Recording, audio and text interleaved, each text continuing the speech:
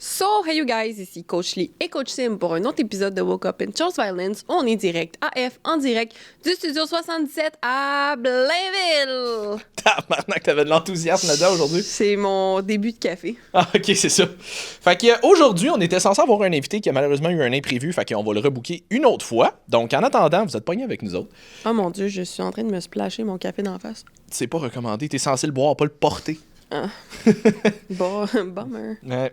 Fait que aujourd'hui, qu'est-ce qu'on a fait, c'est qu'on vous a demandé de nous poser une couple de questions sur lesquelles vous aimeriez avoir nos opinions. Il y en a beaucoup là-dedans qu'on a déjà couvert, mais c'est pas grave, on va les recouvrir parce que visiblement, les questions reviennent encore. On pensait en avoir 2-3 parce que quand je me suis couché hier soir, j'en avais 2-3. Finalement, je me suis levé un matin et j'en avais à peu près 42. Fait que on va les clencher. Let's go! Fait que question opinion aujourd'hui. Donc, première question, comment bien Oui ou non? combiner... Oui ou non? Comment bien combiner sa semaine d'entraînement de muscu et d'entraînement cardio haute intensité, style sport, basket, hockey? Donc, oui. Non, c'est pas vrai. Notre réponse préférée, Simon, roulement de tambour. C'est un tambour bizarre. On dirait que c'est une mouche. C'est le nouveau drum heavy metal. C'est le drum EDM. Ah, sacrément. Bon, fait que sur ça, la réponse, c'est... Ça dépend. Ça dépend. Pour combiner, ça dépend de ton sport, ça dépend c'est quoi ton objectif avec ton entraînement physique. Est-ce que tu t'entraînes en muscu pour mieux performer dans ton sport ou est-ce que tu t'entraînes en muscu bodybuilding et tu as associé à ça un autre sport? Fait que la réponse, c'est vraiment ça dépend. Si je me prends comme exemple, puis ça va dépendre aussi de ta capacité de récupération, parce que tout le monde n'a pas la même. Ta capacité de récupération va aussi dépendre de c'est quoi le sport que tu fais. Je vais me prendre comme exemple pour finir ma première phrase. Je fais de la boxe 3 fois semaine, du yoga chaud 1 fois semaine, puis les 2-3 autres journées, j'essaie de faire de l'entraînement muscu pour garder une certaine shape. Fait que pour moi, ça va parce que les entraînements en boxe, c'est du cardio. Le yoga, c'est du yoga. C'est cardio aussi quand même, vu que c'est du yoga chaud. Mais c'est pas un cardio haute intensité, mettons. C'est let's per se. Fait que je suis capable de bien récupérer de ça, même si je m'entraîne 6 à 7 fois semaine, mais je pourrais jamais m'entraîner 6 à 7 fois semaine, ni 5 fois semaine en musculation seulement. Fait que je pense que ça va dépendre beaucoup de ça, puis de tes objectifs. Puis après ça, c'est vraiment de prioriser selon ta capacité de récupération. C'est quoi tes objectifs? Est-ce que, exemple, tu donnes le basket comme exemple, ton but c'est de performer en basket ou ton but c'est de t'entraîner comme un bodybuilder puis d'atteindre une certaine shape? Fait que, tu sais, je dirais, assure-toi, selon ta capacité de récupération, de mettre le focus sur ta priorité en ce moment. Fait que, tu sais, si c'est de, on va dire, prendre la masse, ben focus peut-être un petit peu plus sur ta muscu sans enlever le basket, mais peut-être diminue ton volume si tu as de la difficulté à récupérer. Et vice-versa, si ton but c'est d'être bon en basket, le plus possible, ben peut-être ajuster tes entraînements en muscu pour fitter avec ça. Moi, ce serait ça mon conseil. Ouais. Toi, Simon? T'as pas mal fait le tour pour vrai. C'est vraiment... C'est identifier c'est quoi l'objectif, c'est quoi la priorité. Parce que si tu veux prioriser ton basket, mais que tu fais de la muscu 5 fois par semaine, ben, tu vas négativement impacter les performances que tu vas avoir au basket. Mais si tu veux prioriser la muscu, parce que ta priorité numéro 1, c'est prise de masse musculaire, style bodybuilding, mais que tu fais du basket 5 fois par semaine... Parce que c'est le cardio que tu aimes faire. Parce que c'est le cardio que tu aimes faire, which is fine. Mais si c'est ce que tu... Si tu veux prioriser ta muscu, ta prise de masse, mais que tu fais un fuck ton de cardio à haute intensité comme le basket. Puis tu sais, quand je dis cardio haute intensité basket, c'est pas juste comme je m'en vais shooter des balles pour le fun. Là. Genre, je fais des games puis je joue à plus haute intensité. Mais c'est sûr que ça va négativement impacter tes performances dans le gym, donc les gains potentiels que tu pourras aller chercher aussi. Fait identifie c'est quoi ta priorité. Puis si ta priorité, entre guillemets, c'est d'être un genre d'athlète hybride où est-ce que tu fais un peu de tout. Oui, t'as une bonne masse musculaire, mais t'as aussi un bon cardio, puis c'est comme c'est d'aller chercher un entre-deux. Ben, vise un entre-deux. Sinon, ben, comme tu dis, c'est priorise en premier celui que sur lequel tu veux mettre l'emphase. Après ça, ben, comme le reste, ça va être complémentaire. Puis il n'y a pas une formule, entre guillemets, qu'on peut donner parce que ça dépend aussi pour tout le monde. Ça dépend de ton mode de vie, ça dépend d'un paquet d'affaires, ça dépend de juste ta programmation d'entraînement va avoir un bon impact sur ta récupération. Fait que si tu combines à ça tes entraînements cardio haute intensité, c'est que tu viens ajouter un autre stimulus de fatigue là-dedans qui peut avoir un impact là-dessus. Fait que Puis ça va dépendre, t'es rendu où dans ton processus aussi. Tu sais, exemple, si t'es quelqu'un qui est en début de processus de perte de gras, que t'es ultra overweight, ben c'est de prioriser ce que tu aimes le plus faire entre les deux, parce que les deux vont avoir des avantages. Fait que si tu préfères utiliser le basket ou peu importe le sport que tu utilises pour perdre du poids en faisant plus de cardio parce que c'est ce que tu aimes, ben ça va être important à ce moment-là, effectivement, pas négliger, mais passer la musculation en deuxième, mettons, ou vice-versa. Si tu vois que tu aimes vraiment plus faire de la muscu parce que tu es en très grosse perte de gras, puis que tu fais juste intégrer du cardio parce que tu penses que c'est ça qui est bon, qui est meilleur, on va dire, que la muscu, ben moi, je prioriserais peut-être un peu plus la musculation si c'est ça ton objectif principal. Fait que ça dépend, vous partez de où aussi. Tu sais, quelqu'un qui ça fait des années qui fait ça, ou quelqu'un qui a un background d'avoir fait du sport toute sa vie, que c'est un athlète, n'aura pas la même capacité de récupération et n'aura pas la même capacité de se donner dans deux sports complètement différents que quelqu'un qui commence. Fait que, tu sais, c'est vraiment de l'ajuster à vous être rendu où dans votre processus aussi. Ouais, exact. Puis, tu sais, je me souviens, mettons, moi, quand j'étais au secondaire, puis que j'étais vraiment comme all-in dans le basket, si je m'entraînais en muscu 2 fois par semaine, c'était beau. Parce que c'était pas ça le focus que j'avais. Mon focus, c'était je vais être le meilleur joueur de basket possible, puis je veux jouer au basket. Fait que la muscu, c'était vraiment plus pour supporter ça, mais ça n'a jamais été le focus. Versus aujourd'hui, que je suis beaucoup plus dans la muscu, je joue presque plus au basket, mais mettons, j'étais allé l'année passée à notre ancienne école secondaire avec deux de mes chums pour jouer, puis une journée, pour vrai, c'était intense parce que je suis plus là-dedans.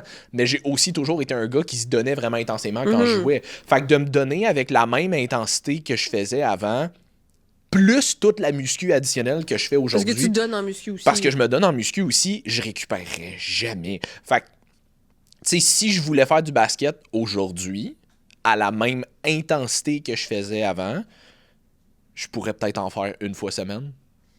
Et garder le même niveau de muscu. Parce qu'en faire 2, ça impacterait beaucoup trop ma muscu par après. Puis mon focus en ce moment, c'est la muscu. Faudrait que je diminue la muscu pour pouvoir rajouter un peu plus de basket. Ouais, puis tu sais, mettons, moi, dans mon cas, avec la boxe, je focus plus sur la boxe. Fait que tu sais, comme je dis, si je m'entraîne 2-3 fois semaine en muscu, 3 fois, c'est une très, très bonne semaine. Puis sinon, ça va être 1 à 2 parce que c'est vraiment moins mon focus, mais je veux juste entretenir ma masse musculaire aussi. Tu sais, je suis pas dans une période où est-ce que j'ai une body recomp à faire non plus, tu sais, que je suis comme, OK, ben là, j'ai des objectifs de masse musculaire. Non, mon but, c'est d'être performante dans mon nouveau sport qui est la boxe. Puis, tu sais, ça se peut que ça rechange, là. Je veux dire, j'étais des années que c'était la muscu, là, c'est la boxe, ça va peut-être être autre chose à un moment donné. Fait que permettez-vous aussi de changer d'identité, puis c'est pas parce que, on va dire, je sais pas, pendant 6 mois, votre focus, c'est la muscu, que ça peut pas après ça switcher pour le basket ou peu importe le sport que vous faites, tu sais.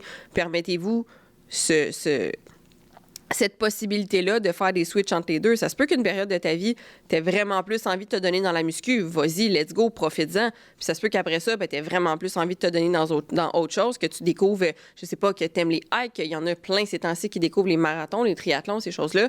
Fait que, tu sais, si c'est ça qui te motive en ce moment, ça reste le conseil de mettre ta priorité sur ce qui te rend heureux en ce moment. Prochaine question. C'est une question que je m'étais fait poser en Q&A cette semaine, fait que je sais pas si c'est la même personne. Mais tout ce qui est relié à la muscu en grossesse, elle dit, parce que je connais personne qui s'entraîne en musculation en grossesse et il y a quand même des peurs reliées à l'entraînement. Puis je vais pas mal répondre la même chose que j'ai répondu à cette personne-là quand elle m'avait écrit, même si c'est pas la même personne. La grosse base en termes de musculation et de grossesse va rester la même qu'on dit depuis maintenant 107 épisodes. C'est entraîne-toi selon tes objectifs, selon ce que tu crois que tu es capable de faire à ce moment-là. T'sais, si tu t'en viens avec une grosse bedaine, c'est peut-être pas le temps de faire du lying leg curl couché sur le ventre. Peut-être que ça va être un peu inconfortable. Mais il n'y a rien qui t'empêche de faire de la muscu, il n'y a rien qui t'empêche de t'entraîner 3-4 fois semaine, dépendamment de ta récupération, dépendamment de comment tu te sens. Idéalement, priorise quand même des mouvements qui sont un peu plus stables, qui vont te mettre dans une position où est-ce que tu vas être relativement confortable. J'ai tendance... Les quelques clientes que j'ai eues dans les dernières années qui ont été enceintes, j'ai tendance à prioriser un peu un certain renforcement de chaîne postérieure parce qu'il y a beaucoup de poids qui commence à les tirer vers l'avant. Là. Fait que renforcer le dos, beaucoup, c'est quelque chose que j'ai tendance à faire. J'allais dire, c'est pas le temps de te barrer le dos. Non, c'est ça. Mais en dehors de ça, les spécificités, jusqu'à quand tu devrais t'entraîner, jusqu'à quelle intensité, s'il y a des limitations spécifiques, ça va être très individualisé. Fait que c'est un gros, ça dépend. Dans des cas comme ça, je me base sur les recommandations que son médecin va lui dire.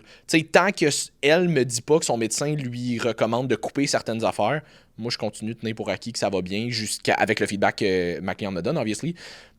Fait que, tu sais, je continue d'y aller plus ou moins de la même manière. Tu sais, j'en ai une cliente en ce moment qui est enceinte. Fait que, tu sais, il y a certains mouvements que je limite juste parce que ça s'en vient inconfortable, mettons, d'être couché sur le ventre.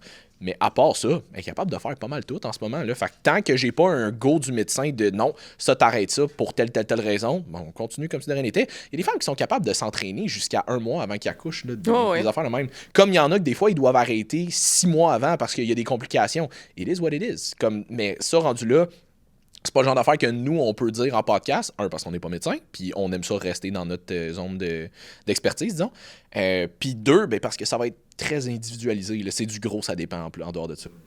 Oui, ben exactement. Moi aussi, j'ai une cliente enceinte, puis fortunately, mais ça faisait quand même des années qu'elle s'entraînait, puis elle en mange là, de l'entraînement en muscu. Là, genre, quand elle peut pas s'entraîner, elle file pas bien. Là. Puis pas de façon toxique, mais juste comme, tu sais, elle aime vraiment ça, tu sais. C'est comme un loisir, c'est une passion. Oui, ben c'est ça, tu sais. Fait que dans son cas, elle aussi, tu sais, mais c'est toujours écouter les recommandations de votre médecin avant d'écouter les recommandations de votre coach. Demandez toujours, faites des suivis serrés avec votre médecin pour savoir comment ça va. Je pense qu'en grossesse, les femmes sont quand même assez bien suivies. I wouldn't know, je l'ai pas eu. Mais c'est ça, parce que effectivement, c'est du cas par cas. Vous pouvez avoir des complications, des trucs comme ça que... Quand vous êtes en grossesse, quand vous êtes enceinte, c'est pas vous qui décidez ce qui se passe avec votre corps, malheureusement. Fait que il y a des personnes chez qui ça va super bien aller, comme tu le mentionnais, qui vont pouvoir s'entraîner jusqu'à la veille de leur accouchement, puis sont comme « let's go, on y va, il n'y a pas de problème ». Puis il y en a d'autres que, ben, malheureusement, les grossesses sont un petit peu plus difficiles. Il y a des gens qui sont alités pendant les derniers mois de leur grossesse. Il y en a, ils ont des conditions qui font en sorte qu'ils doivent arrêter justement de s'entraîner dans le premier mois de leur grossesse, peu importe. Ben, peut-être pas le premier, là, mais ça arrive des fois que, tu sais, OK, c'est plus fragile, nanana. Fait écoutez d'abord les recommandations de votre médecin. Et je pensais jamais avoir besoin de le mentionner, là, mais c'est pas le temps d'être en perte de poids quand tu es enceinte. Comme c'est pas ton alimentation aussi, là, on parle de l'entraînement, mais ton alimentation quand tu es enceinte, c'est ce que tu es capable de manger, c'est de prioriser les meilleurs choix pour toi et ton bébé. Point. T'écoutes l'appétit que t'as. C'est pas le temps d'être en bulk, c'est pas le temps d'être en perte de gras, c'est pas le temps d'être en focal, c'est le temps de prendre soin de toi et de ton bébé et de la santé de ton bébé. Fais ce que tu peux qui est bon pour toi. Si tu peux pas t'entraîner, va prendre des marches, travaille sur autre chose sur toi que tu es capable de faire. C'est toujours fait du mieux que tu peux pour garder la santé de ton bébé. Point. Ça devrait être littéralement ton seul objectif. Après ça, il y a des affaires à faire. Mais au niveau de tes hormones, c'est pas toi qui décides. Tu auras beau faire ce que tu veux. Encore une fois, c'est pas juste, mais il y a des femmes qui prennent vraiment juste du ventre pendant leur grossesse, pratiquement nulle part ailleurs, peu importe ce qu'ils font. Il y en a d'autres, ils vont s'entraîner puis ils vont quand même prendre énormément de poids. Il y a des femmes qui vont développer du diabète de grossesse, même s'ils mangent bien. C'est pas juste, OK? Les grossesses, là, ça sera jamais la même affaire pour tout le monde. Puis encore une fois, c'est le même principe que pour une body recomp. Ta génétique a quelque chose à voir là-dedans, puis c'est pas directement relié aux efforts que tu fais. Mais les efforts que tu fais devraient vraiment être strictement sur ton bébé et ta santé pendant que tu es enceinte. Fait qu'il y a ça à prendre en considération aussi. Il ne faut pas virer fou avec les body recomp, surtout pas enceinte. Pour ce qui est de l'entraînement, fais ce que tu peux avec les recommandations de ton médecin, puis assure-toi d'avoir un coach en qui tu as confiance, puis que tu as une bonne communication, puis qui te connaît depuis avant que tu es enceinte aussi. Ça aide beaucoup. Tu sais, moi, ma cliente aussi, là, même affaire, elle s'est entraînée pas mal de façon normale tout le temps, mais je disais, tu sais, je suis comme, tel exercice, s'il y a quoi que ce soit, tu me le dis tout de suite, on va le changer, on va le modifier, on va ajuster telle affaire, comme il faut vraiment des suivis serrés avec quelqu'un qui est enceinte, puis des suivis serrés avec le médecin aussi. C'est important de travailler de pair avec les professionnels de la santé. Ouais, puis des fois, c'est juste des petits ajustements. Tu sais, mettons, ma cliente qui est enceinte en ce moment, j'y avais donné un chest-supported row à un moment donné, puis elle m'avait répondu après la première semaine, et comme, ouais, c'est un plus peu... beden supported row. C'est un peu inconfortable, puis j'y avais juste donné un petit tweak à faire en ajustement. Je suis comme, ben, tu sais, elle s'entraîne de la maison en plus, puis elle a un banc comme inclinable. Fait que je dis, tu sais, au lieu de t'accoter le tronc au complet dedans, recule tes pieds un peu pour que tu aies vraiment juste comme le haut du chest à côté. Techniquement, ton ventre va être dans le vide, mais c'est juste pour avoir un support pour que tu sois plus stable finalement. Puis elle l'a essayé, puis elle était comme, ça va vraiment bien de même, finalement, c'est correct. Fait que, tu sais, des fois, c'est juste des petits ajustements comme ça. Fait que d'avoir un coach, ça peut quand même vous aider à bien vous entraîner. Mais c'est ça, tu sais, les spécificités rendues là, c'est hors de notre contrôle et hors du vote aussi. Ensuite de ça, on s'est fait shooter quelques questions en rafale. Fait que Jess, tu vas probablement être meilleur que moi sur celle-là, mais... Trucs, gestion, énergie et craving durant les règles. Pas genre 30 cm, là, mais vraiment comme durant les SPM. Là. Oui, puis non, parce que j'en ai pas vraiment, mais je te dirais que le meilleur truc que tu peux avoir, c'est vraiment plate, là, mais c'est d'avoir une santé métabolique qui est en ordre. Fait que si ta santé métabolique va bien, t'en as pas de craving. T'as pas de. Ou tu sais, t'as des mini qui t'as un petit peu plus faim que d'habitude, mais t'as pas des grosses rages. Moi, j'ai déjà eu des grosses rages. Ça va souvent être lié à ta gestion de stress, qui va être lié à tes hormones qui vont être un petit peu plus intenses, parce que je veux pas utiliser le mot de débalancement hormonal parce qu'il se balance tout seul, mais ça va ressembler à ça. Fait que, tu sais, je te dirais, mange plus de protéines. Moi, souvent, c'est ça que je vais dire à mes clientes pendant qu'ils sont menstruées. Augmente les portions de tes repas si t'as faim. Mange plus de protéines, mange plus de bons glucides, fait que plus de patates, plus de riz, plus de, peu importe, de gruau, mais, ou plus de fat s'il y en a qui préfèrent les avocats et les noix. Mais mange plus de ce que t'aimes qui est bon pour toi en petite quantité, parce que de toute façon, ton corps peut dépenser jusqu'à à peu près 300 calories quand t'es dans ta semaine, juste en existant. Fait que ton corps, ça demande énormément d'énergie d'être menstrué. De plus, là, pas total. Non, ouais, non. Au total, mais ouais, c'est ça. Fait que de 300 calories de plus à peu près, là, puis c'est un chiffre grosso modo, là, que commencez pas à vous ajouter 300 à 300-500 calories, rien que pour ça, mais il y a ça aussi. Fait que, tu sais, ton corps dépense plus d'énergie, puis ton corps qui t'envoie des cravings, c'est qu'il demande de l'énergie. C'est que ton corps fait pas la différence entre des patates puis du chocolat. Fait que lui, il est juste, hey, je manque d'énergie, j'ai besoin d'une source d'énergie rapide. Fait que tu vas avoir des cravings de sucre. Il y a aussi l'aspect qui est psychologique, l'aspect de réconfort à travers ça, que, tu sais, on est plus émotive, on est plus hormonal, puis c'est normal, c'est tout lié aux hormones. Fait que, tu sais, c'est de, comme je le mentionne, si ton appétit est stable, que ta gestion de stress est bonne, que tu dors bien, d'habitude, t'en as pas vraiment des cravings. Fait que je te dirais, s'il y a un, deux ou les trois de ces points-là qui est pas en ordre, ben focus à les améliorer sur ta vie en général, puis ça va aller mieux pendant ton cycle menstruel. Parce que s'il n'y a pas de miracle, là, ça se peut que tu aies un peu plus faim.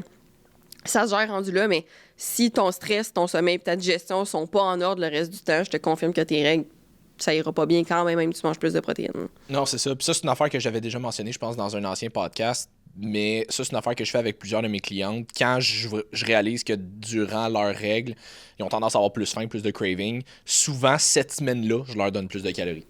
Juste un peu plus de protéines, un peu plus de carbs, juste pour dire que ça va calmer l'appétit un peu. Puis souvent, ça aide beaucoup. Ben oui. Puis j'avais eu la conversation avec une cliente à un moment donné parce que je lui proposais qu'on fasse ça. Puis elle me disait, mais ça va pas ralentir peut-être l'impact de ta perte de gras. Je suis comme... Probablement pas, parce que, comme tu dis, ta dépense énergétique risque d'être peut-être un petit peu plus élevée durant cette semaine-là. Mais deux, si tu augmentes pas tes calories, mettons, pour cette semaine-là, mais qu'à la place, tu vas binge dans quelque chose parce que tu as des cravings, qu'est-ce que tu penses qui va avoir le plus gros impact sur ralentir ta perte de gras? Le craving à 3000 calories que tu vas faire parce que tu vas tomber dans un sac de chips et de chocolat au complet?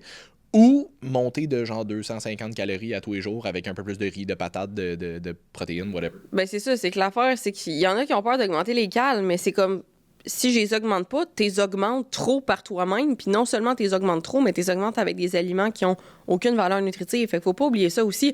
Ton corps, c'est pas juste des macros, c'est des micronutriments. Fait que tu manges plus d'acides aminés puis plus de bons glucides versus tu manges rien que du sucre puis des calories vides, je te confirme que ça non plus, ça n'a pas le même impact sur tes hormones puis ton corps en général. Non, puis si tu t'en vas binge dans quelque chose comme ça, fais-moi confiance, tu vas pas juste prendre une livre ou deux sur la balance parce que tu as mangé un petit peu plus de calories. C'est un fuck ton de rétention d'eau, d'inflammation qui vient avec. Que tu as déjà de plus parce que tu es menstrué. C'est ça, puis là tu capotes parce que tu as 10 livres de plus. Ben, on aurait peut-être pu, j'ai juste mitigate, mais on aurait peut-être pu diminuer du moins l'impact que ça aurait eu si on avait juste monté tes calories un petit peu. T'sais. Ben exactement, avec des micros et des macronutriments qui font pas mal plus de bon sens parce qu'oubliez pas que la nourriture, food is fuel. Fait qu'il faut arrêter de voir la nourriture comme un déficit calorique puis comme faut que je mange le moins possible. Puis c'est pas ça.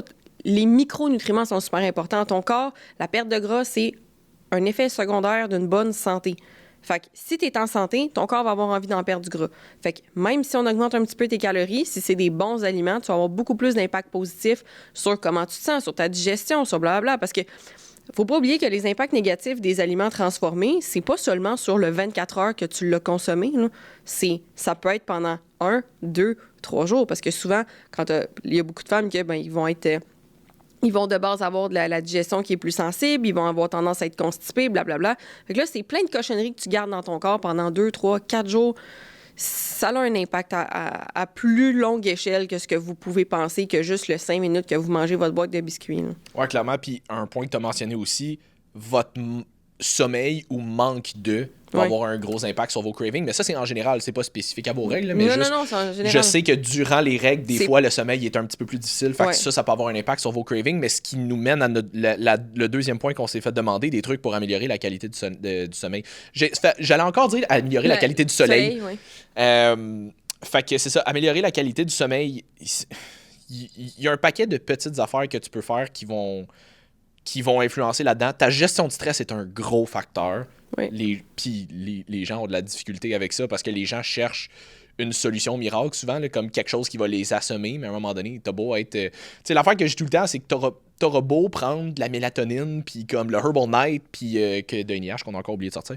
Mais tu sais, des produits comme ça pour vous aider à dormir, si ton corps a constamment l'impression qu'il est en train de se faire courir après par un tigre, faire une sieste, c'est pas dans sa top de liste de priorités. Non, puis faut pas oublier que, tu sais, parce qu'il y en a qui demandent souvent, mais tu sais, moi je m'endors pas ou moi je me réveille d'ennui. Les deux, c'est le même problème, c'est ton cortisol qui reste trop élevé. Fait que c'est sûr que si, mettons, là, ton cortisol, là, il est top, là, je mets ma main au-dessus de ma tête pour les gens qui sont en voiture. Puis ce que tu essaies, là, c'est de le ramener là. Là, je mets ma main le plus proche du plancher que je suis capable. Okay? On a comme un commentateur en même temps. Oui, c'est ça. C'est la description audiovisuelle. Fait que c'est sûr que... Puis là, tu essaies de faire ça en dedans de 1 ou 2 suppléments. J'ai monté et j'ai rebaissé ma main. C'est sûr que c'est très difficile de demander ça à ton corps et de demander ça à un supplément ou à quoi que ce soit. Fait que l'idéal, c'est d'essayer d'améliorer parce que ton cortisol va suivre un cycle circadien, fait qu'il est plus élevé le matin et il va fluctuer dans la journée pour descendre tranquillement pas vite jusqu'au soir. Mais s'il reste toujours fucking élevé, faut que tu essaies de l'aider à descendre le plus possible. Fait que ça peut être de prendre du magnésium puis de la glycine dans le jour qui peut peut-être aider, mais c'est de trouver des façons aussi d'intégrer peut-être des techniques de respiration, de méditation, de peu importe qu'est-ce qui, toi, va te faire du bien. Ça peut être juste de prendre un 5 minutes pour lire. Tu sais, il y a l'application que je donne à mes clientes Respirotech. C'est des respirations. Tu peux le faire autant que tu veux dans ta journée. C'est de la cohérence cardiaque. Ça vient scientifiquement calmer ton rythme cardiaque, comme ça vient te rendre à un niveau qui est beaucoup plus bas et ça aide à abaisser le cortisol. Scientifiquement prouvé. Fait que, c'est sûr que si tu n'intègres pas des techniques comme ça pour essayer de te trouver des moments pour aider ton corps à calmer ton cortisol et abaisser ton stress dans la journée, puis que tu t'attends que par miracle, tu sois capable de le faire passer de super haut à fucking bas en dedans de 1 heure, ça ne fonctionne pas comme ça. Oui, tu vas être capable de peut-être t'assommer, mais ton sommeil ne sera pas récupérateur. Pourquoi? Bien, parce que ton stress, il est quand même élevé. Là. Je veux dire, tu peux pas juste le baisser en dedans de 3 capsules de Herbal Night, de magnésium puis de mélatonine. Je le sais, j'essaye. Fait que le but, puis c'est ce que les gens négligent, c'est vraiment d'essayer d'abaisser le stress le plus possible dans la journée pour tranquillement, pas vite, vers... Plus que tu t'approches de ton heure du coucher, plus que tu commences à être fatigué, plus que tu commences à être relax. Fait que, tu sais, tamise les lumières, aie la même routine de sommeil. On le dit tout le temps, mais ça prend une routine de sommeil qui est stable. Il y a un podcast avec Emmanuel, je me souviens jamais de son nom de famille, puis c'est le podcast de Dose de Psy. Il y a un épisode entier sur comment améliorer votre sommeil et comment fonctionne le sommeil. Fait que je vous conseille fortement d'aller l'écouter. Le podcast s'appelle Dose de Psy, pour ceux qui ne l'avaient pas compris, avec Emmanuel, je sais pas quoi, mais ça le dit dans le titre que c'est pour le sommeil. Fait que ça, c'est une experte en sommeil. Fait que si vous avez une routine de sommeil qui est stable, parce que votre corps adore les routines, puis si vous voulez sécréter de la mélatonine pas mal tout le temps à même heure, il faudrait commencer à aider votre corps à la sécréter pas mal tout le temps à même heure. Pour les gens qui travaillent sur des chiffres, à ce moment-là, c'est sûr qu'un supplément de mélatonine, ça peut aider parce que, je veux dire, vous n'avez pas le contrôle en tant que tel là-dessus. Là. C'est plus touché, mettons, un peu. Mais ça ressemble à ça. Routine de sommeil stable, essayez de garder votre stress le plus bas possible vers l'heure du coucher. Moi, j'aime beaucoup plugger plus de carbs vers l'heure du souper puis un peu après. Pourquoi? Bien, parce que ça crée un petit crash de glycémie. Ça aide un peu le système nerveux aussi à être plus de bonne humeur. Tout le monde aime les carbs. Mais ça aide le système à se calmer aussi de consommer des carbs un peu plus tard le soir. On veut le crash de glycémie parce que, tu sais, les gens qui prennent, mettons, qui mangent sur l'heure du dîner puis qui ont un crash vers comme 2, 3, 4 heures après leur dîner, là, ben ça, on le veut pas à ce moment-là. Mais on le veut avant d'aller se coucher, par exemple. Fait que c'est des petits trucs comme ça pour... mais ça va tourner tout le temps autour de... Il y a une routine du sommeil qui est fixe. Puis tu sais, je donne dans mes documents la différence entre constant et durable à mes clientes. Puis je l'avais déjà mentionné, je pense, dans un podcast, mais tu sais, la différence entre me dire, OK, ben là, moi, je me mets comme objectif que chaque soir, je veux faire ma routine du visage, on va dire. Fait que là, je sais pas si vous avez déjà vu les, je pense que c'est Asians Care Routine, je sais pas trop, là. C'est un gros trend sur TikTok, là, comme les filles ils se lavent la face avec genre 42 produits différents, là. Mais ça se peut qu'il y ait des soirs que ce soit ça ta routine pour ton visage. Puis ça se peut qu'il y ait des soirs que tu reviennes plus tard, que tu es plus fatigué, que tu vas peut-être pas faire ta skincare de 12 étapes, mais tu vas quand même prendre le temps de te démaquiller, de te laver le visage puis de te mettre une crème. Fait que c'est pas que ça va tout le temps être parfait, ça coche au meilleur de tes capacités, mais c'est juste que tu vas toujours show up. C'est tout. Le même principe que si tu dis, moi, je vais m'entraîner 3 fois par semaine, mais ça sera peut-être pas chaque semaine, 3 fois semaine, le meilleur training de ta vie. Mais tu vas peut-être intégrer une activité physique la 3e journée parce que tu n'as pas pu aller au gym. Tu sais, c'est juste quelque chose de constant, c'est que c'est pas parfait, mais c'est que tu le répètes quand même over and over and over pour le garder dans ta routine. Fait que c'est le même principe avec vos routines du sommeil. Ça se peut qu'ils ne soient pas parfaites tout le temps, mais au moins, vous allez avoir quelques étapes, genre, je brosse mes dents, je lis 15 minutes, puis je fais 5 minutes de journaling. Des fois, ça se peut que ce soit, je prends une full longue douche, je prends full le temps de brosser mes dents, de passer la soie dentaire, de mettre des bandes blanchissantes, blablabla, puis après ça, je vais lire 4 chapitres de mon livre, puis je vais faire une demi-heure de journée. Ça se peut que ce soit ça des fois, mais ça se peut que ce soit pas ça. Fait que c'est juste d'y aller au meilleur de vos capacités pour ça. Une affaire que j'avais vue, une étude qui était sortie, en tout cas je l'ai vue récemment, je sais pas quand est-ce qu'elle est sortie, mais je pense qu'elle est relativement récente, où est-ce qu'il avait conclu que les gens avaient un meilleur sommeil en se couchant pas mal toujours à la même heure, plus que les gens qui avaient toujours la même durée de sommeil. Ouais. Fait que c'est pas nécessairement une question de durée, quoiqu'à un moment donné, t'en veux quand même En fait, assez. c'est la stabilité de ton sommeil. Horaire, ouais. C'est pas de se coucher ou de se coucher tôt ou de se lever tôt. C'est de dormir tout le temps le même nombre d'heures, à peu près. Mais c'était vraiment de se coucher toujours sur le même horaire aussi. Ouais. C'était pas juste une question de genre, Ouais. je dors 8 heures de minuit à 8 heures, puis je dors 8 heures de 9 heures à 5 heures. C'est vraiment ça, comme je veux dire. pas mal toujours de se coucher et de se lever sensiblement à la même l'horaire heure. qui est stable, C'est ça. c'est Fait que d'avoir un horaire qui est très stable, ça peut avoir un super bon impact. Ça, c'est une affaire que je dis souvent à mes clients. Tu sais, quand tu te couches, t'es habitué de te coucher, je sais pas, mettons, à 9h30, 10h la semaine.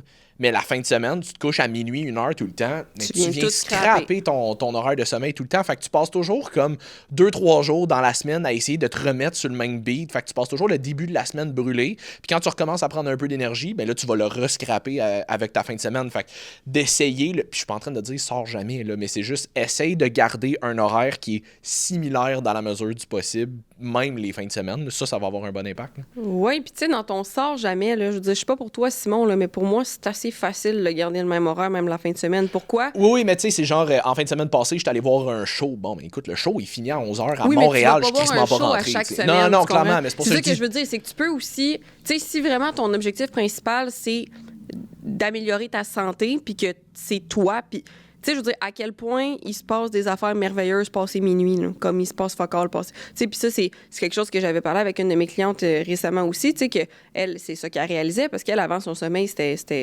terrible.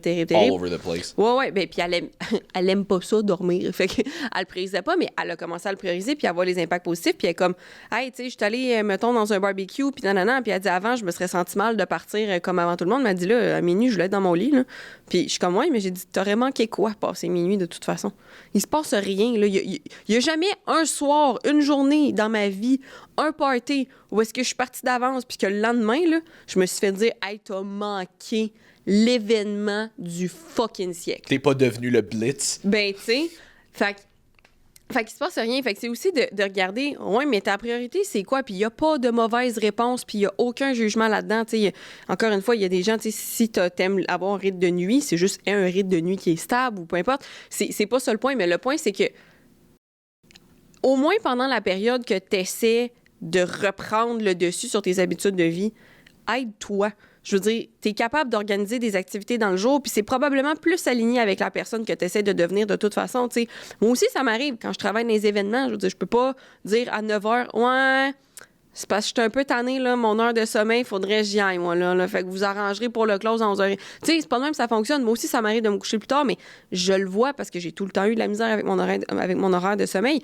Mais le reste du temps, J'ai le contrôle là-dessus. Les activités, mon entourage, les gens avec qui je suis le savent. Si tu veux qu'on fasse quelque chose, bien, ça sera pas un party qui commence à 8-9 heures le soir un jeudi. Tu comprends? Ça va être dans le jour pour que je puisse me coucher de bonne heure puis que je puisse me réveiller de bonne heure. Puis souvent, ce que je vais faire, c'est même si je me suis couchée plus tard, je vais essayer de me réveiller à la même heure. Pourquoi? Pour que mon corps soit fatigué le plus tôt possible le soir même. Comme ça, je vais pouvoir refaire mon horaire de sommeil. Fait que c'est de regarder aussi, tu sais, est-ce que vos choix de vie en ce moment sont alignés avec la personne que vous essayez de devenir ou ils le sont pas? Parce que votre plaisir, avez-vous vraiment du plaisir en ce moment? Si tu as du plaisir un soir, puis que tu te sens comme de la merde le reste de ta semaine, puis que tu remets tous tes choix de vie en question parce que t'es pas bien dans la situation que t'es en ce moment, ça valait-tu vraiment la peine? Ouais. Puis si c'est pas le cas, ben you do you, boubou, encore une fois, il n'y a pas de mauvaise réponse à ça, mais c'est qu'à un moment donné, il faut se pencher aussi sur, OK, est-ce que c'est vraiment ça que je veux pour ma vie? Est-ce que j'ai vraiment du plaisir ou est-ce que j'ai juste tout le temps été dans ce pattern-là? C'est comme ça que tout mon entourage fonctionne, donc je suis dans cet engrenage-là, mais c'est pas fait pour moi. Puis l'autre affaire que j'ai vraiment réalisée, parce que c'est drôle, parce que je me suis fait poser la question cette semaine, qu'est-ce que je pensais de la Oura Ring, parce que ça fait 3 ans que j'en ai une. Puis une affaire que j'ai vraiment remarqué, je le remarquais que ça m'affectait, mais je le voyais concrètement à travers les stats que ça me sortait aussi. Le moment que je vais prendre mon dernier repas avant d'aller me coucher, et qu'est-ce que je vais manger dans ce repas-là va avoir un bon impact aussi. Fait que, tu sais, moi, j'ai remarqué, là, pour vrai, 2 heures avant de me coucher, si je mange, je le sais tout de suite que ça va jouer sur mon sommeil. C'est pas facile à avoir 30 ans, hein, Simon? Non, je le sais. Mais pour vrai, ça vient vraiment m'affecter. Puis, tu sais, ça, je le remarque, exemple, les soirs que je finis de travailler plus autour de 8 heures, surtout quand je finis de travailler à mon bureau, je suis pas encore chez nous, j'ai pas encore soupé. Si je soupe à genre 8h30, moi, d'habitude, je me couche à 9h30. Fait que comme si à 8h30, je soupe, je le sais d'avance que mon sommeil va être ordinaire. Same. Fait que, tu sais, souvent, quand ça arrive, j'essaye de manger quelque chose de vraiment léger, tu sais, genre protéines, un peu de yogourt grec, fruits, tu sais, quelque chose de peut-être plus léger, puis même là, ça va m'impacter. Mais même si je mange vraiment plus avant, disons, l'heure à laquelle je me couche, mais que ça donne que je mange genre un gros cheat, hey, là, ça aussi, ça va m'impacter. Ben oui. C'est automatique. Tu sais, je m'en vais manger, genre, je sais pas, un trio burger, je sais pas quoi. Puis en plus, il y a une grosse crème glacée qui suit ou whatever. J'aurais pas avoir mangé ça à 6h puis me coucher à 11h. Là. Non. Mon système digestif veut rien savoir en ce moment, puis c'est sûr que j'ai une nuit de merde. Fait que, qu'est-ce que vous mangez comme dernier repas? Ben, dans votre journée au complet, mais surtout plus rapproché de votre sommeil. Puis quand est-ce que vous mangez votre dernier repas? Ça aussi, ça peut avoir un bon impact sur votre sommeil. Oui, vraiment. Puis s'il y en a qui ont de base des problèmes de digestion puis qui utilisent le Gut Restore, avant un cheat, ça peut être une bonne idée aussi pour aider votre système digestif. Puis je le répète, petit truc vraiment facile qui peut vous aider à gérer vos cheats, mais quand même en profiter, manger genre une demi-heure après un petit quelque chose. Moi, j'aime ça prendre un shake, genre une demi-heure avant. J'ai dit après? Tu dit après? Après, avant. Ouais. Tu sais, prenez un petit quelque chose, genre une demi-heure avant. Moi, je suis un gros fan de prendre genre un shake une demi-heure avant, juste pour couper un peu ta faim. Puis des légumes aussi pour aider la digestion. Moi, c'est ça, crudité, whatever, là, ça peut bien t'aider. Là, juste pour dire que t'as moins faim, mais tu vas quand même pouvoir profiter de l'événement. Tu vas juste pas tomber all-in parce que tu meurs de faim puis tu vas prendre des portions qui sont démesurées. Ça, pis si tu prends justement des légumes aussi avant, ben ça va aussi aider un petit peu ton système digestif ou du Gut Restore pour ceux qui en ont à la maison aussi. Exact. Fait qu'écoute, c'était point 2 de 6 de cette personne-là. On n'a pas fini. Ah non, on n'a pas fini. Les points importants à garder en tête lorsque on veut se choisir un coach. Green flag, red flag. On a déjà fait beaucoup d'épisodes là-dessus, mais je te dirais, là, la communication avec ton coach. Tu sais, c'est le même principe que quand tu choisis une relation, c'est vraiment pas un bon exemple parce que vous êtes tous à chier pour choisir vos relations. Mais c'est pas vrai. Je m'inclus là-dedans. Non, j'ai grandi. Je vais en parler à ton chum. Oui, c'est ça, j'allais dire, j'ai grandi, ça va bien maintenant. Mais en fait, c'est ça, je te dirais la communication, tu sais, vous le voyez déjà pas mal. Tu sais, ton gut feeling, tu le sais quand ça clique pas. Puis, mettons, à plus long terme, si tu commences à avoir des green/red flags, est-ce que ton coach est présent pour toi? Est-ce que tu te sens écouté? Est-ce que tu as des changements rapides ou est-ce que ça prend 3 à 7 jours ouvrables avant d'avoir une réponse? Tu sais, ça revient tout autour de la communication. Puis est-ce que si tu as des résultats ou si tu n'as pas de résultats, est-ce que tu ressens que ça fait du sens? T'sais, parce que moi, je dis tout le temps à mes clientes, je suis comme, si tu as un peu faim, c'est normal. Si tu as un peu pas faim à la fin de tes repas, c'est normal, dépendamment t'es dans quelle phase. Mais je suis comme, si tu meurs de faim entre tes repas ou si tu as envie de vomir à moitié de tes repas, c'est pas normal. Faut que tu me le dises. On va le changer tout de suite. Le but, c'est pas que tu crèves de faim ni que tu te force-feed. Puis encore là, Encore là, si t'es en gros bulk puis t'es vraiment un ectomorphe, ça se peut, là. Moi, je coach pas des bodybuilders, là. Fait que comme c'est pas... ou du monde, justement, qui ont vraiment la difficulté avec ça. Fait que c'est pas mon type de clientèle. Puis encore là, ça dépend de vos objectifs, mais pour les gens qui veulent juste un léger body recomp puis être en santé, ça ressemble à ça, tu sais. C'est de se sentir écouté puis d'avoir une bonne communication avec votre coach. Puis le prix aussi, là, je veux dire, s'ils essayent Puis je comprends les compagnies qui ont besoin d'avoir quelque chose de récurrent, mais moi, personnellement, je veux juste travailler avec des gens qui ont envie d'être là. Fait que, tu sais, je le dis tout le temps, je t'incite fortement à t'engager pour 3 mois parce qu'en bas de ça, je peux pas faire grand-chose pour toi. Puis comme tu perds ton temps, je perds mon temps. Mais je suis comme, t'as pas de contrat. Si au bout d'un mois et demi, tu fais, hey, finalement, je pense que c'est pas un bon fit ou peu importe la raison, mais je vais pas te retenir, là. Je veux dire, j'ai pas plus envie de travailler avec toi si t'es pas bien, là. T'auras pas plus de résultats en 3 mois parce que t'es resté, t'aimes pas ça, t'aimes pas le fit, tu me fais pas confiance, ça sert à rien.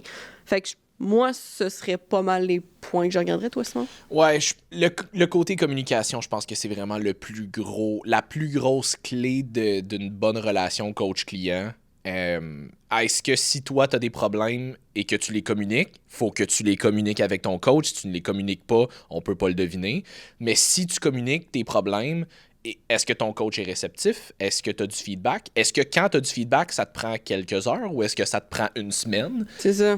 C'est tout le genre d'affaires qui va avoir un gros impact. Ça peut avoir l'air niaiseux, là, mais est-ce que ton coach te passe une bonne évaluation initiale ou est-ce qu'il t'envoie, tu sais, il te passe 15 minutes sur le coin d'une table puis après ça, il te refile un plan? Moi, je juge qu'un bon coach va avoir beaucoup de questions dans un questionnaire initial parce qu'on a beaucoup d'affaires à regarder. Fait que, tu sais, si tu en vas voir un coach pour une recomp complète, il va gérer ton alimentation, il va gérer tes workouts, tes suppléments, tu sais, whatever, mais qui te pose juste une couple de questions sur c'est quoi tes préférences en entraînement, je juge pas qu'il y a assez d'informations pour être capable de te faire un plan complet. Non. Moi, ce que j'ai commencé à faire depuis un moment quand même, souvent, autant pour les premières remises de plan que pour les suivis, les remises de suivi, souvent, je vais les bâtir pendant l'appel avec mes clients. Juste parce que je vais bâtir un frame avec les derniers check-in, mais je veux être sûre que tout est vraiment au goût du jour, mettons. Fait que, tu sais, si c'est passé quelque chose dans la semaine, si, finalement, j'ai oublié de te dire telle affaire, parce que, tu sais, même par écrit, des fois, les gens, c'est juste, ils sont pas mal intentionnés, ils pensent juste pas que c'est important de savoir ça. Fait que souvent, je vais le bâtir en même temps. Fait que comme ça, on est sûr que, comme, OK, tout est beau, tu me rassures que tout est correct, ça fonctionne, ça fonctionne, ça, c'est tes objectifs, OK, on récapitule là-dessus, ça, c'est beau. Fait que des fois, c'est un petit peu plus long pendant cet appel-là, mais au moins, je suis certaine que, comme, c'est ça que tu as envie de faire. La phase d'entraînement est correcte pour toi en ce moment. Ton alimentation, tout est sa coche. Les suppléments, c'est à jour, tout est beau. Fait que ça revient à être à l'écoute, mais j'aime le point que tu as dit d'avoir une grosse évaluation. Pour vrai, je trouve que ça fait une bonne différence parce que ça fait une couple de fois que j'entends, mettons, des coachs qui remettent des plans, puis je suis comme, mais t'as pas de problème à ce niveau-là. Pourquoi il t'a recommandé telle affaire? Il t'en a-tu parlé? Il me semble que c'est le genre d'affaire qu'il aurait dû voir durant ton évaluation. Ah, mais il m'a pas posé une question là-dessus. Mais il aurait dû te poser une question là-dessus. Fait que d'avoir un questionnaire initial qui est décent, je pense que ça, c'est un bon facteur. T'sais, oui, comme tu dis, les prix, là, à un moment donné. T'sais, si tu t'en vas voir un coach qui te charge 500$ par mois, je m'attends à un tabarnak de suivi pour ce prix-là. C'est ça. Exact. Fait que je pense que c'est majoritairement ça. C'est une question de fit. Je pense pas que tu devrais te faire pressuriser à faire quoi que ce soit. Puis si t'es pas bien, tu devrais pouvoir t'en aller sans avoir des frais de 2000$ à payer parce que t'as brisé ton contrat, genre. C'est ça, ou que tu te fasses faire un guilt trip parce que t'es pas sérieuse ou whatever. Comme, des fois, c'est vrai que c'est juste pas un bon fit puis c'est correct, là. Fait que je dirais que c'est pas mal ça. Là, comme je disais, comme tu disais, on en a parlé déjà pas mal dans d'autres épisodes, mais je dirais que c'est pas mal le plus gros. La communication, c'est vraiment le plus gros, je pense. Puis ça va dans les deux sens, hein, la communication. Oui, c'est ça. C'est comme je disais, comme si toi, t'as des problèmes, des questions ou des affaires qui ne te satisfont pas, mais que tu ne les communiques pas, on ne peut pas les ajouter puis on peut pas le deviner. L'affaire qu'il faut que vous compreniez, c'est qu'on a plusieurs clients, puis on peut pas commencer à écrire à tout le monde à tous les jours pour savoir si tout est correct. On s'attend à ce que c'est comme ça, c'est votre job en tant que client de nous les communiquer si jamais il y a quelque chose qui fonctionne pas. On va être super réceptif, du moins pour la plupart. On va être super réceptif si jamais il y a quelque chose, comme on est là pour vous aider, mais on peut pas savoir que vous avez besoin d'aide si vous ne le communiquez pas. Là. Exact, tu sais, puis on est vos coachs, on n'est pas vos parents, on n'est pas la police, on n'est pas rien. Fait que si tu ne communiques pas, puis tu sais, moi, j'ai des clientes qui m'écrivent pratiquement tous les jours là, pour me communiquer des affaires. Puis je vais tout le temps répondre. Là, je réponds tout le temps dans les 24 heures. Puis j'aime ça. Puis je leur dis tout le temps, j'aime mieux que tu me, entre guillemets, gosses, parce qu'ils pensent tous qu'ils gossent, là, à m'écrire tout le temps. Puis j'ai dit ça rend ma job tellement plus facile. Comme là, je le sais que ça va pas. Je le sais, OK, ben là, t'as-tu besoin qu'on plug un appel, un ci, un ça, versus si ça va pas pendant 1, 2, 3 semaines, que tu me dis rien parce que t'as peur de déranger ou parce que, je sais pas, tu y as pas pensé ou puis que tu m'arrives, puis ouais, mais là, finalement, tout ça, ça va pas. Mais c'est parce que ça fait peut-être 2, 3 semaines qu'on aurait pu ajuster tes affaires, que tu aurais pu être vraiment mieux là-dedans, qu'on aurait pu prendre le temps de se parler, trouver des solutions ensemble. Vous payez pour un service de coaching. Je veux dire, si vous voulez juste payer pour des plans, vous pouvez en trouver sur Internet. Là. Oui, puis moi, ça, c'est une affaire que je dis à tous mes clients quand je leur fais leur évaluation initiale. J'ai toujours une question, c'est quoi vos attentes par rapport à moi? Mais je suis comme, moi, mon attente principale, c'est que tu communiques avec moi s'il y a quoi que ce soit. Je ne te courrai pas après. Je t'ai donné un document de check-in à me remplir à toutes les semaines. Si tu ne le remplis pas, j'irai pas te réécrire puis pour te demander de le remplir. Si tu ne le remplis pas correctement, que tu mets pas le plus de détails possible, je peux pas deviner. Là. Non, c'est ça. S'il y a une question explicite à laquelle tu ne réponds pas ou que tu réponds très vaguement, mais je veux dire, je te courrai pas après. Là. J'en ai à peu près une trentaine d'autres à passer. Là. Ben c'est ça, exactement. Puis c'est vraiment pas une question qu'on vous aime pas, mais c'est qu'il faut que vous nous aidiez justement à vous aider. Puis ça, c'est votre responsabilité. Moi, j'ai une fiche de responsabilité avec mes clientes que je leur envoie. Je suis comme, lis-la attentivement. Voici toutes tes responsabilités pour avoir des résultats et voici mes responsabilités. Fait que moi, c'est de te donner les outils que tu as besoin. Moi, c'est de te répondre à ce que tu me demandes. C'est d'être là pour toi, d'aller au meilleur de mes connaissances, de te référer aux besoins de peu importe. Mais ta job, c'est de me le communiquer, de prendre responsabilité, de remplir tes check-ins, de m'envoyer tes photos. Si tu fais pas tout ça, je peux rien te garantir. Aide-toi et le ciel t'aidera à un moment donné. Là. Et voilà. Ensuite de ça, question peut-être un petit peu plus générale. C'est quoi ton repas préféré que tu pourrais manger à tous les jours? Probablement du creamy. Hein?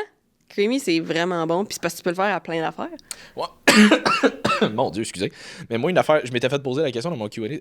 Pour vrai, c'est sûr, c'est du monde qui sont dans mon Q&A. J'ai eu une couple de questions de même cette semaine. Mais ça, puis des frites, mettons, dans le salé, là. Ouais. Ah, j'aime ça, les frites. Moi, tu vois, c'est pour ça que j'avais répondu que mon repas que je mangerais probablement à tous les jours, c'est pas mal ce que je fais en ce moment. C'est mon déjeuner. Je mange avec de la bavette. Bavette frite, puis salade à côté, là. Dans la gueule. Mais moi, tu vois, mon déjeuner, là, c'est très simple. Là. Je mange 4 œufs entiers parce que moi, j'aime ça avoir le jaune d'œuf. Je trouve ça bon. Je les fais tourner parce que j'aime ça avoir l'œuf coulant. Parce que je me fais 2 toasts avec ça. Moi, tremper mon pain dans le jaune d'œuf, j'adore ça. Mes tranches de pain, avant que tu fasses un mauvais jeu de mots. J'avais même pas pensé à ça. OK. C'est parce que je t'ai vu comme rire un peu. Oui. Avec genre un side de yogourt grec avec un petit peu de protéines puis de fruits dedans, là, j'adore ça. J'ai le côté salé, j'ai le côté sucré, c'est full protéines, un peu de carbs, un peu de fat. Je suis bien content avec ça. Des fruits. Des fruits aussi. Puis c'est le temps en plus, les fraises du Québec sont bonnes. Ouais, on a acheté. Mais ouais, c'est pas mal ça, je te dirais. Moi, bavette avec des frites puis une petite salade à côté, là. Puis genre un creamy avec des fruits en dessert. Ça serait comme mon... Je peux manger ça tout le temps. À part de ça, nos compagnies de vêtements préférées pour le gym. Shein. Chiche. Oh non, Shein. Ben honnêtement, parce que c'est pas que j'aime ça faire travailler des enfants dans le tiers-monde, là, mais c'est parce que... outre ça, pour de vrai, c'est parce qu'il y a quand même une bonne variété de vêtements qui fait du sens, sont pas tous de qualité, faut être capable de chercher, mais pour pas tant cher. Puis sinon, à l'arrache, j'aime beaucoup aussi. Le tissu il est écœurant, puis Amazon. Amazon pour le linge de gym. Amazon, pour vrai, pour le linge de gym, là, genre 12 sur 10. C'est pas cher. C'est fucking confortable. Encore une fois, il faut être capable de chercher puis de trouver parce que c'est pas toutes les marques, mais généralement, Amazon, là, si mettons, il faut que j'en choisisse un, là, Amazon. Moi, j'ai commencé cette année pour la première fois. Je connaissais la marque depuis longtemps, mais c'était la première fois que je l'essayais. Rise. J'en porte en ce moment. Là. C'est canadien en plus. On salue Marc Fit.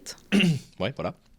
Mais Rise, j'adore ça. Ils sont super confortables puis sont quand même relativement pas trop chers. Gym Rats Club, shameless plug, là, ils viennent de lancer leur marque de linge cette année, je pense.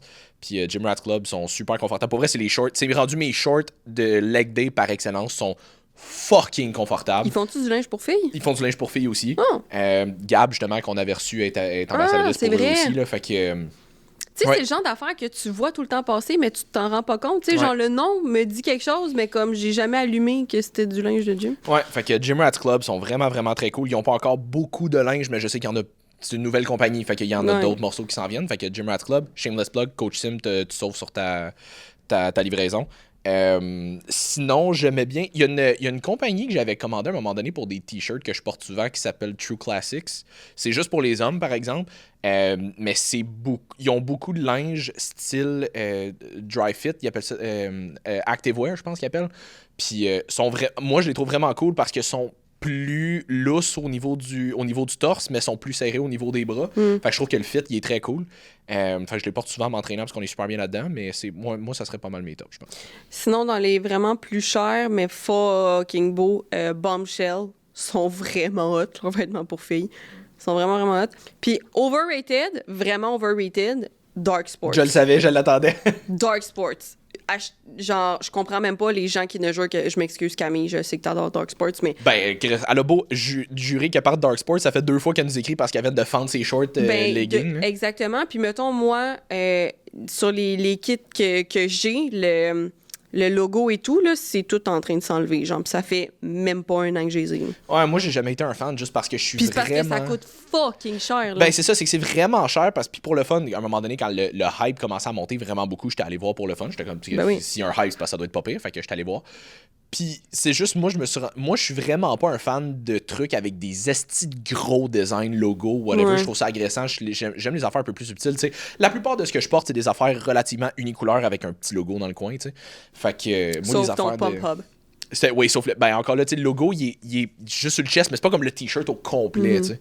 Fait que je suis moins un fan, puis encore une fois, c'est ça, tu sais, le prix, je trouve que ça Le prix est exorbitant, puis moi, ça me dérange pas d'envie de payer cher pour de la qualité. Ouais. Tu sais, si tu me dis c'est vraiment top qualité, tu peux le laver 3 fois par semaine, puis genre, ça se défait pas, il y a pas de... Fine, je vais payer pour, ça va me faire plaisir. Mais genre, payer ce prix-là pour de quoi qui s'effrite en dedans de 3 mois, hell no. Fait que Dark Sports, hell no. Fait que on vient d'en insulter et d'en perdre un paquet, c'est pas grave. Ensuite de ça, la dernière Mais non, mais pour s'ils aiment Seb. ça, ils peuvent continuer de le porter. Ben Là. oui, Moi, 100%. c'est mon expérience personnelle. Là.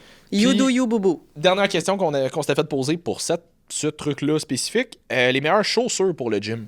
Aucune idée, bro. C'est mes souliers Amazon que genre, je les ai pris parce qu'ils avaient l'air confortables puis ils le sont. Honnêtement, là, moi, l'affaire que... Cassez-vous pas la tête avec ça. Spécifiquement pour le gym, j'ai tendance à recommander au moins une semelle plate.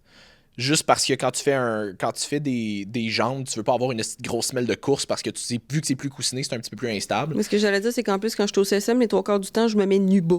Ouais, c'est ça. Fait que pour vrai, tu pourrais t'entraîner nu-pied. Je sais qu'il y a bien des gyms qui aiment pas ça, mais je veux Non, dire, techniquement, ouais, tu non. pourrais là, juste parce que t'es plus... Au moins nu bas. Là. T'es plus stable. Non, ouais, mais je veux dire, t'es pas de souliers, là.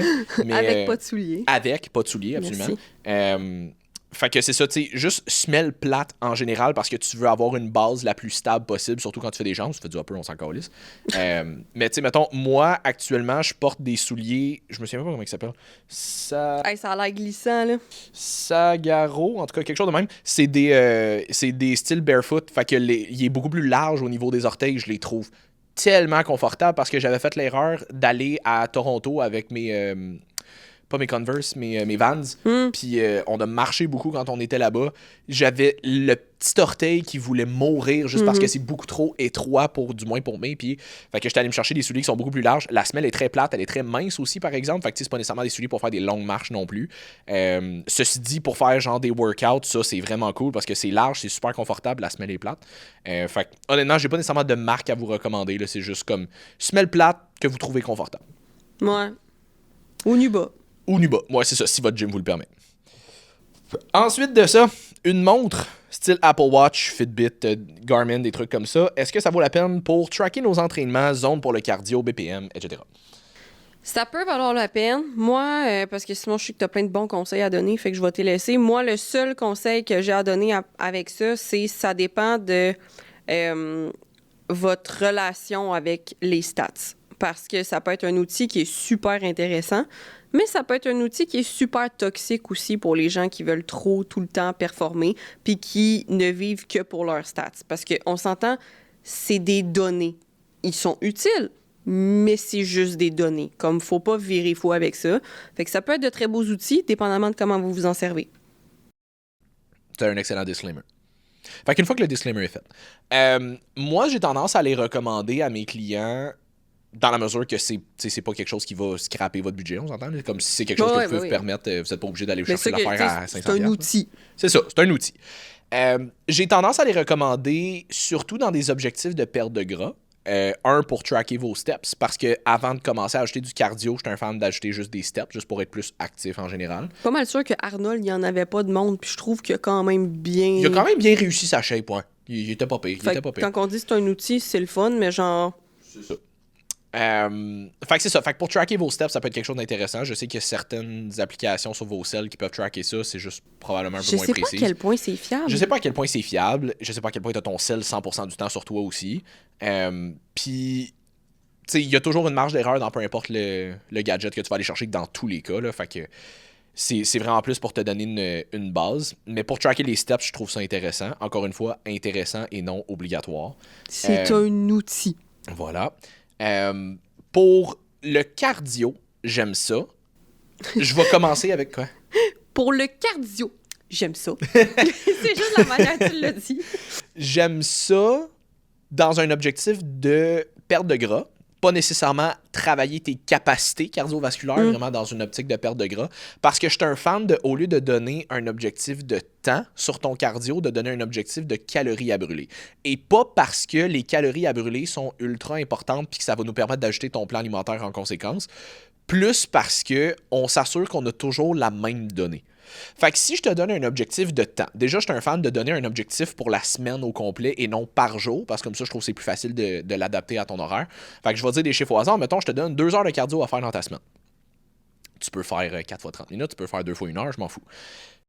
Mais peut-être que ton 2 heures de cardio, il y a une demi-heure là-dedans que tu l'as fait à la marche moyennement rapide. Il y a un 15 minutes que tu as fait à la course. Tu as fait un 15 minutes de hit là-dedans. Tu as fait 2 heures totales, mais c'était pas nécessairement à la même intensité. Et donc, de semaine en semaine, tu n'auras pas nécessairement la même dépense énergétique, même si le 2 heures de cardio est le même. Versus, si tu le fais en traquant tes calories, même si c'est pas 100% accurate, si je te donne un exemple, je sais pas, tu as 1000 calories de cardio à faire dans ta semaine, que tu fasses 1000 calories de cardio en 1 heure, 2 heures, 3 heures, 4 heures, tu as le même 1000 calories de cardio à la fin de ta semaine. Fait que même si c'est pas 100% accurate, on s'assure qu'on a quand même toujours la même donnée. Fait que je trouve ça plus facile de faire des ajustements comme ça. Encore une fois, c'est un outil, c'est pas un must, mais je trouve que c'est plus facile. J'avais fait ça avec Hugo Le Cavalier, justement, pour sa preuve de photoshoot, je donnais toujours des objectifs en calories. Puis c'est cool parce que ça lui permettait aussi de pas faire juste du cardio, un cardio très spécifique parce que tu veux t'assurer d'avoir toujours la même donnée. Tu sais, mettons, tu t'en vas au gym, tu es obligé d'avoir toujours la même machine pour tracker les calories que tu brûles. Tu sais, lui, mettons, il allait jouer au tennis 2-3 fois par semaine avec un de ses chums. Ben, fuck, c'est les calories de cardio qui peut rentrer. Mais c'est du cardio qu'après ça, il n'y avait pas à en faire à la marche, qu'il n'y avait pas à faire à la course ou whatever. Ben, comme fuck, il fait un 300 calories de cardio en jouant au tennis, il fait ça 3 fois dans sa semaine. Hey, c'est 900 calories de moins que tu as besoin de faire après ça, volontairement, comme de go out of your way pour le faire, puis il y avait du fun à le faire. Versus si je te dis de le faire en temps, mais là, on n'a pas nécessairement toujours la même donnée. Puis c'est ajustable selon vos objectifs. Là. Des fois, si pour les gens, ne serait-ce que parce que ça vous stresse moins de le calculer en temps, ça se fait aussi. Oui, c'est pour ça, je demande toujours à mes clients, est-ce que tu as un fitness tracker quelconque? Si la réponse est oui, cool, on va avoir un objectif de calories. Si la réponse est non, on va avoir un objectif de temps. Là. Je veux dire, je suis pas en train de faire comme mais là, ça serait vraiment le fun que t'en achètes un parce que. Non, je veux dire, t'en as pas, c'est pas grave. Mais je trouve ça intéressant pour ce genre d'affaires-là. Puis en même temps, ben, si tu veux vraiment améliorer tes capacités cardiovasculaires, ça peut être intéressant de regarder tes battements quand tu fais du cardio. Là. Personnellement, je le fais pas pour ça, puis je suis vraiment pas quelqu'un qui est un pro en termes d'améliorer tes capacités cardiovasculaires. Là. Je me concentre beaucoup plus sur la muscu, mais ça peut quand même être intéressant. Fait, est-ce que ça peut avoir des bénéfices 100%? Mais comme Jess dit, c'est beaucoup le côté, est-ce que tu es capable de rester objectif par rapport aux données, ou est-ce qu'au contraire, tu vas devenir beaucoup trop émotif par rapport à ça, puis là, ben, tu vas finir par obséder, puis finalement te créer plus de troubles. Exact. Ensuite de ça, notre protéine en poudre préférée. Ben, j'aime beaucoup celle de Nova Pharma. Dit-elle avec aucun biais. Aucun biais du tout. Mais sinon, si vous aimez les trucs à l'érable, honnêtement, celle de Cibum, elle est insane au Shop Santé. Chocolat noir stevia de Shop Santé. je prends tellement pas souvent de la poudre de protéines, pour vrai, que c'est très rare maintenant que j'en consomme. Mais quand j'aime ça, mettons, dans mon yogourt, des trucs comme ça, ou quand j'ai... mais la Iso Ice de Nova Pharma, pour vrai, vu que là, c'est l'été, j'étais comme, me semble qu'il y a une raison pour laquelle j'en prends pas tant. La Iso Ice de Nova Pharma, for real, qui est une protéine de jus. Fait que pour l'été, je trouve ça plus le fun. Tu peux faire des slushs, des popsicles, la boire en jus comme ça peut être super bon. Mais Ouais, sinon, vrai, chocolat noir Shop Santé, c'est pas mal mon go-to. Je te dirais, je me tanne pas beaucoup. Ouais, pour vrai, encore une fois, moi aussi, bien émotif, là, mais je veux dire, j'adore les protéines de Nova Pharma.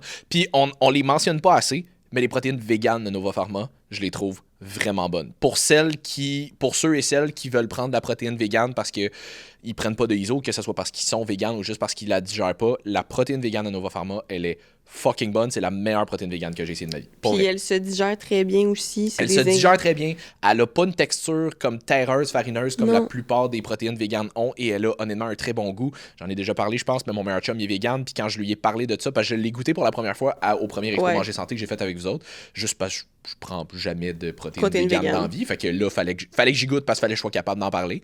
Puis j'ai vraiment été agréablement surpris. Puis j'en ai parlé après parce que lui, il était avec ATP depuis un bout. Puis il cherchait comme. Un moment donné, c'est juste une tente de vanille choco aussi. Là, fait qu'il cherchait d'autres saveurs. Puis je veux dire. ATP, c'est une bonne marque, mais je veux dire, ils sont pas reconnus pour leur saveur. Là. Non. Fait que j'y ai parlé de ça. J'étais comme, honnêtement, tu devrais aller l'essayer. Fait qu'il était comme, ok, prochaine fois, je m'en vais au shop. Je vais. Essayer. Puis il m'a texté une couple de jours après, puis il était comme pourquoi tu m'en avais pas parlé avant? J'étais comme je l'avais pas essayé avant, je savais pas. Fait que pour vrai, la protéine végane de Nova Pharma, pour ceux qui veulent prendre la protéine végane, est super bonne. Les protéines en vrac en général, je les trouve honnêtement vraiment très bonnes. Choco noir vanille sont toujours passe-partout. J'étais un gros fan de la birthday cake pour faire des recettes plus style pancake puis des trucs comme ça. Elle existe plus birthday cake en vrac. Je savais qu'elle était backorder, mais est-ce qu'elle existe vraiment Elle existe plus. Bon, ben, je suis désolé de vous avoir fait des faux espoirs. La beigne glacée à l'érable, moi, je l'utilise beaucoup pour les creamy / pancakes, mais il faut que j'essaye celle que tu me parles de Je Seabob. comprends même pas comment tu vas faire yark comparé à celle à Seabob. Puis elle est bonne, elle est bonne, mais je veux dire, c'est même pas comparable. Genre, puis moi, j'aime pas tant ce qui goûte l'érable dans la vie. Tu sais, c'est bon, mais je vais pas folle avec ça. Puis c'est mon collègue, quand je travaillais chez Shop Santé, qui m'avait dit non, bro, genre, faut que tu goûtes à ça. Puis j'ai fait wow. Puis la texture, elle est insane. Tu la mélanges juste avec de l'eau, puis c'est vraiment crémeux. C'est vraiment bon. Tu me fais penser. Les nouvelles protéines qui sont sorties, Quattro, moi c'est juste parce que je les digère moins bien, mais pour cuisiner, ils vont vraiment bien aussi. Les protéines ABE. J'ai pas goûté. Holy fuck! Ah ouais? Martine, elle m'a fait essayer ça. Là. Il y en a une, tu sais, il y a les saveurs cookie and cream sont très populaires, mais il y en a une style sandwich à crème glacée. Plus que cookie and cream. Tu l'avais à ton bureau. Holy fuck, c'est probablement la meilleure protéine que j'ai essayée de ma vie. Comme of all time. Pour vrai, là, elle est excellente, puis même juste avec de l'eau. Comme elle est vraiment bonne. J'ai essayé leur. Je me sais pas comment elle s'appelle, mais style Fruit Loops ou whatever. Elle, j'ai vraiment moins trippé. Mais apparemment que leur. Il y en a une genre brownie, quelque chose apparemment qui est très bonne aussi. Je l'ai pas essayé encore. La Rise. La Rise brownie. Rise, les petits brownies, genre Debbie Brownie, là, je l'ai essayé dans mon yogourt. Ça donne une texture de pâte à brownie. Genre. Ah non, mais pour vrai, débile. La dernière fois qu'on a fait un podcast ici, j'étais allé m'entraîner au Profusion après, puis j'étais allé me chercher un snack au shop à côté parce que j'avais à peu près 4 heures de route à faire pour venir chez nous. Puis, fucking trafic, ça n'a pas de sens. Non, Rive-Sud. Ouais, mais c'est ça. Puis, j'étais tombé sur Marie-Lou, justement, puis elle m'a fait essayer cette protéine-là en shake, vraiment juste direct. Holy fuck, ça goûte le brownie, elle est vraiment bonne. Non, elle est insane. Puis, comme je te dis, genre dans du yogourt, là, ça change la texture. Là. Ça fait vraiment pâte à brownie, c'est thick, c'est vraiment bon. Ouais, fait qu'on vous a donné plein de bonnes options là-dessus. Ouais. Ensuite de ça serait intéressant... Ah oui, je l'avais trouvé drôle, celle-là. Ça serait intéressant d'avoir nos opinions sur la nourriture donnée aux enfants en garderie. C'est plein d'aliments transformés avec plein de sucre donnés à des 6 mois à 4 ans. Comment c'est accepté? L'affaire qu'il faut que tu comprennes, mon John et... C'est que moi, quand on envoie nos enfants à la garderie... On va se prononcer étant donné qu'on fait vraiment partie des gens touchés par ce problème. Exact. Non, mais l'affaire qu'il faut que tu... En fait, ce que je trouve drôle de cette question-là, c'est pourquoi... La question, c'est pas comment ça c'est accepté auprès des enfants. La question, c'est comment ça c'est accepté auprès de la société en général. Parce que la société... vous autres, peut-être moins, parce que vous êtes peut-être un peu plus dans le fitness, considérant que vous écoutez un podcast de fitness, mais... les gens, en général, c'est de même qu'ils mangent. C'est Ouais. ça la moyenne de le SAD diet qu'ils appellent, là, justement, le Standard American Diet. C'est ça. C'est juste des C'est la aliments. diète triste. Mais c'est ça les initiales. Ouais. C'est ça les initiales. C'est Myriam Baudry qui m'a fait réaliser ça. Mais ça Puis, fit. mais ça fit. Mais Ils c'est sont ça, tous c'est dépressifs. bourré d'aliments transformés. Fait que je comprends pas pourquoi on chiale parce que c'est ce qu'on donne aux enfants quand c'est ce qu'on donne à littéralement tous les ados, adultes. Comme c'est l'alimentation Puis, moyenne. Ça, là, j'ai eu une discussion avec une nouvelle cliente cette semaine. Je parle beaucoup avec mes clientes. As you should. As I fucking should. Mais, puis, ce qu'elle me racontait, elle a déjà eu une très belle perte de poids par elle-même, mais elle veut apprendre plus sur l'alimentation. Puis justement, tu sais, elle a fait appel à moi parce que, comme on le dit tout le temps, il y a beaucoup d'informations puis c'est très difficile de se démêler. Mais elle dit, moi, là, elle dit, toute mon enfance, là, j'ai été nourrie avec, genre, des croquettes de poulet puis des burgers au poulet puis des affaires de même. Puis comme, ça a tout le temps été normal. Mais elle dit, j'aurais tellement aimé ça que comme mes parents aient été informés dans le temps que c'était pas bon parce que l'information n'était pas aussi accessible qu'aujourd'hui. Fait que, tu sais, il faut pas penser que c'est que de mauvaises intentions. Les gens, dans le temps, ils savaient pas à quel point ça avait des impacts négatifs sur la santé. Puis quand tu as été élevé comme ça, comme tu dis, c'est que ça fait partie de la société, ça fait partie des mœurs. C'est comme ça que la société a été éduquée. On n'a pas eu d'éducation sur ça, c'est bon, ça, c'est pas bon. OK, oui, on le sait que les légumes, c'est bon pour la santé, mais moi, dans la vie, j'ai besoin de comprendre pourquoi quelque chose est bon ou pas bon pour être capable de l'intégrer. Si tu me dis juste, puis mon chum, il fait ça souvent, de me dire ça, non, ça, oui, puis je suis comme, pourquoi? Puis là, il répond pas, fait que je le fais pas, puis je fais à ma tête. Puis après ça, il est comme, mais je te l'avais dit, puis oui, mais tu m'as pas expliqué pourquoi. Fait que moi, je suis faite comme ça, fait que je comprends les gens de comme, je le sais, mettons qu'on va dire l'alcool, c'est pas bon, mais si tu m'expliques pas à quel point c'est pas bon, puis pourquoi, puis par quel processus, je ne vais pas prendre conscience d'à quel point ça peut me nuire. Puis les gens vont pas prendre l'initiative d'aller faire leur recherche non plus. Puis même s'ils prennent l'initiative, comme ma cliente a fait, c'est qu'à un moment donné, tu hits un mur de comme, je sais plus quoi, qui croire, je sais plus quoi faire, je sais plus quoi. Fait que c'est très, très difficile au niveau de l'alimentation. Fait que pourquoi est-ce que, dans ce cas-ci, les garderies, ben parce que c'est comme ça que les gens ont été éduqués, que peut-être qu'il n'y a pas encore assez accès, puis il y a une question d'argent aussi, veut pas. Malheureusement, la nourriture transformée coûte beaucoup moins cher que la nourriture transformée. Je l'étudie comme il faut? OK. Coûte beaucoup moins cher que la nourriture saine. Je veux dire, des fruits, des légumes, c'est pas achetable, là, pratiquement. Puis une pizza pochette qui va te nourrir pour peut-être 1 ou 2, 3 repas, mais ça va coûter beaucoup moins cher. Fait que c'est dommage, mais l'accessibilité de cette nourriture-là, en plus du manque d'information des gens, fait en sorte que c'est encore accepté dans beaucoup d'endroits à la société, alors que ça ne devrait pas. Mais je pense que c'est pas juste des mauvaises intentions des gens, encore une fois. Comme je vous le mentionne toujours, lorsque tu pars du principe que les gens n'ont pas toujours des mauvaises intentions, ça te permet d'être beaucoup moins en tabarnak après tout puis tout le monde.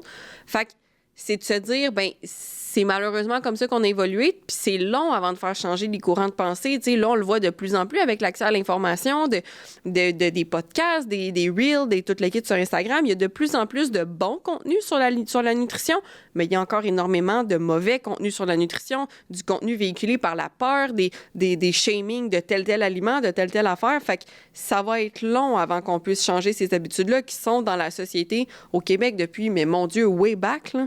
Ouais. Fait que c'est pour ça que la question me faisait rire, c'est que tout ça, c'est juste pas exclusif aux enfants en garderie ou whatever, c'est la société en général qui est de même. Oui, puis c'est ça. Ça va toujours être une question de manque d'éducation, manque d'information, puis d'argent. C'est ça. Fait que, tu sais, pour du monde, comme je présume la grande majorité d'entre vous, parce que vous écoutez le podcast, pour du monde comme vous autres, comme nous, on trouve ça aberrant parce qu'on le sait. Oui. Mais la grande majorité du monde ne le sait juste pas. C'est un manque d'information, c'est juste... Les gens sont pas instruits, puis on apprend ça nulle part, à moins de go out of your way pour l'apprendre. Il y a nulle part à l'école qu'on nous enseigne la nutrition, là. Puis il y a peut-être aussi un facteur, puis là, c'est complètement théorie parce que je le sais pas, mais le fait que, tu sais, on s'entend des enfants, là, c'est pas toujours facile de leur faire manger des légumes, mettons, puis de leur faire manger des aliments santé, puis la personne à la garderie, elle sait pas ce que les parents ont fait développer à leurs enfants. Je pense que c'est pas tous les parents, puis encore une fois, pas nécessairement par mauvaise intention, mais par manque de temps, de ci, de ça, puis ça, c'est vraiment d'autres débats, mais qui ont peut-être pas appris aux enfants à avoir un palais très, très développé. Fait que pour elle, qui doit faire de la bouffe à je sais pas combien d'enfants... Il y en a qui restent à peine dans des appartements, ne demande-leur pas d'être dans un palais développé. Puis de devoir nourrir un paquet d'enfants, puis qu'il faut que ça plaise à peu près tout le monde, ça se peut aussi qu'il y ait ce facteur-là de ça, je suis sûre que ça va plaire à tout le monde, genre du macaroni à la viande, des affaires de même. Fait que de pas trop se casser la tête non plus, parce que c'est ça, il y a peut-être peut-être ce facteur-là aussi. Puis comme je viens de le mentionner, je m'avance dans quelque chose que je connais pas, mais il y a ça aussi. Tu sais, il y a quand même une responsabilité des parents aussi, je pense, de comme, ben si tu veux pas que ton enfant mange ça, je veux dire, au pire, fais-y des lunchs ou comme, tu sais, fait que c'est ça. Voilà.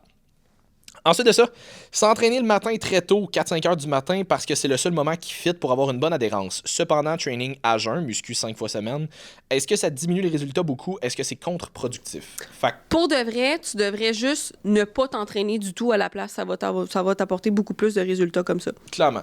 Ouais, c'est tout. Non. C'est pas vrai. Non, mais c'est que faut arrêter, je pense, juste de tomber dans les extrémités. Fait que les gens parlent souvent de, mettons, est-ce que c'est contre-productif de faire une affaire qui est pas parfaite? Exact. Puis la réponse, c'est non. Non. C'est juste, est-ce que c'est la meilleure affaire que tu pourrais faire? Non. Mais est-ce que ça veut dire que c'est contre-productif? Non plus. Puis dans ce cas-ci, c'est la meilleure affaire que tu peux faire Pour dans toi. ta situation pour toi. Pourquoi? Tu viens de le dire. Sinon, tu t'entraînes pas. C'est le seul moment que tu as réussi à faire fitter ça dans ta journée 5 fois semaine. Est-ce que tu pourrais, à la place, le faire fitter 3 fois semaine le soir? Est-ce que ça serait mieux de le faire après un repas, mettons, sur ton heure de dîner 3 fois semaine au lieu de 5 fois à jeun le matin? Peut-être. Mais si c'est pas possible, t'es toujours mieux de faire quelque chose, même si c'est pas parfait, que de ne rien faire. Tu sais, optimal, là, à la base, avant que ça devienne un trend que les gens ont poussé beaucoup trop loin, là, optimal, à la base, ça veut dire le mieux possible dans les circonstances. Fait que, ça veut pas dire perfection. Non. Fait que, est-ce que de t'entraîner 5 fois semaine à jeun le matin, c'est la perfection? Non. Mais est-ce que c'est la meilleure affaire dans tes circonstances à toi? Oui. Oui, parce que sinon, tu t'entraînerais soit moins ou pas. Fait que, est-ce que c'est la meilleure affaire? Non. Mais c'est la meilleure affaire que tu peux faire pour toi dans tes circonstances en ce moment. Parce que si, mettons, tu commences à te dire, OK, ben, c'est pas la meilleure affaire. Fait que la meilleure affaire, ça serait que je m'entraîne plus en fin de journée après avoir une coupe de repas dans le corps. Sauf qu'en fin de journée, t'as des obligations, faut que t'aies chercher les enfants à la garderie, t'as des imprévus, comme t'es brûlé, fait que t'as Faut plus que tendance à t'ailles skipper ton chialer sa workout. gardienne parce qu'elle leur a donné les aliments transformés. En plus, ben rendu là, c'est pas la meilleure affaire pour toi. Il y a une différence entre ce qui est la meilleure affaire sur papier et ce qui est la meilleure affaire dans ta réalité à toi. Et c'est pour ça qu'il y a beaucoup de ça dépend. C'est que ce qui est meilleur sur papier puis ce qui est meilleur dans le cas de tout le monde individuellement, c'est toutes des circonstances différentes et c'est toutes des micros ajustements. Fait que c'est là, je trouve, la grosse valeur de ton coach. Parce que, oui, techniquement, tu pourrais, tu sais, je fais des plans en ligne que n'importe qui peut payer 30$ par mois puis avoir un plan d'entraînement. Cool. C'est comme, ton plan d'entraînement n'a pas besoin d'être nécessairement highly individualisé. Non. Ceci dit, les circonstances autour, peut-être que oui, par exemple, et c'est là que d'aller chercher un coach peut être bon parce que, ben, OK, dans ton contexte à toi, ça serait mieux que tu fasses tel choix, que tu fasses telle affaire, que tu fasses ci, que tu fasses ça. Est-ce que c'est nécessairement l'affaire parfaite? Non. Mais est-ce que c'est l'affaire qui va maximiser le plus possible tes résultats dans ton cas à toi? Oui. Exact. C'est le même principe que de dire, OK, il faut avoir un horaire de sommeil stable. Est-ce que ce serait mieux pour toi d'avoir un travail qui te permet de ne pas travailler sur des shifts? Ben oui. Pour n'importe quel être humain sur la planète, c'est vraiment mieux de vivre dans le jour puis de dormir la nuit. Ça, c'est overall. Est-ce que c'est possible et applicable dans ton cas à toi? Ben, pas nécessairement. Fait qu'est-ce que tu vas commencer à essayer de changer de carrière complètement juste parce que tu as un objectif de recomposition corporelle à atteindre? Ou est-ce que tu vas utiliser les outils que tu peux pour ton objectif de recomposition corporelle autour de la vie que tu mènes en ce moment? N'oubliez pas, vous n'êtes pas des bodybuilders. Vous ne vous entraînez pas pour aller à Olympia. Et malheureusement, je le sais que c'est plate à entendre que ben il aurait peut-être fallu que tu t'y prennes d'avance avant d'arriver au bout au fond de ton baril puis au bout de ton mur avant de décider de reprendre en main parce que là, tu te regardes dans le miroir puis tu taillis.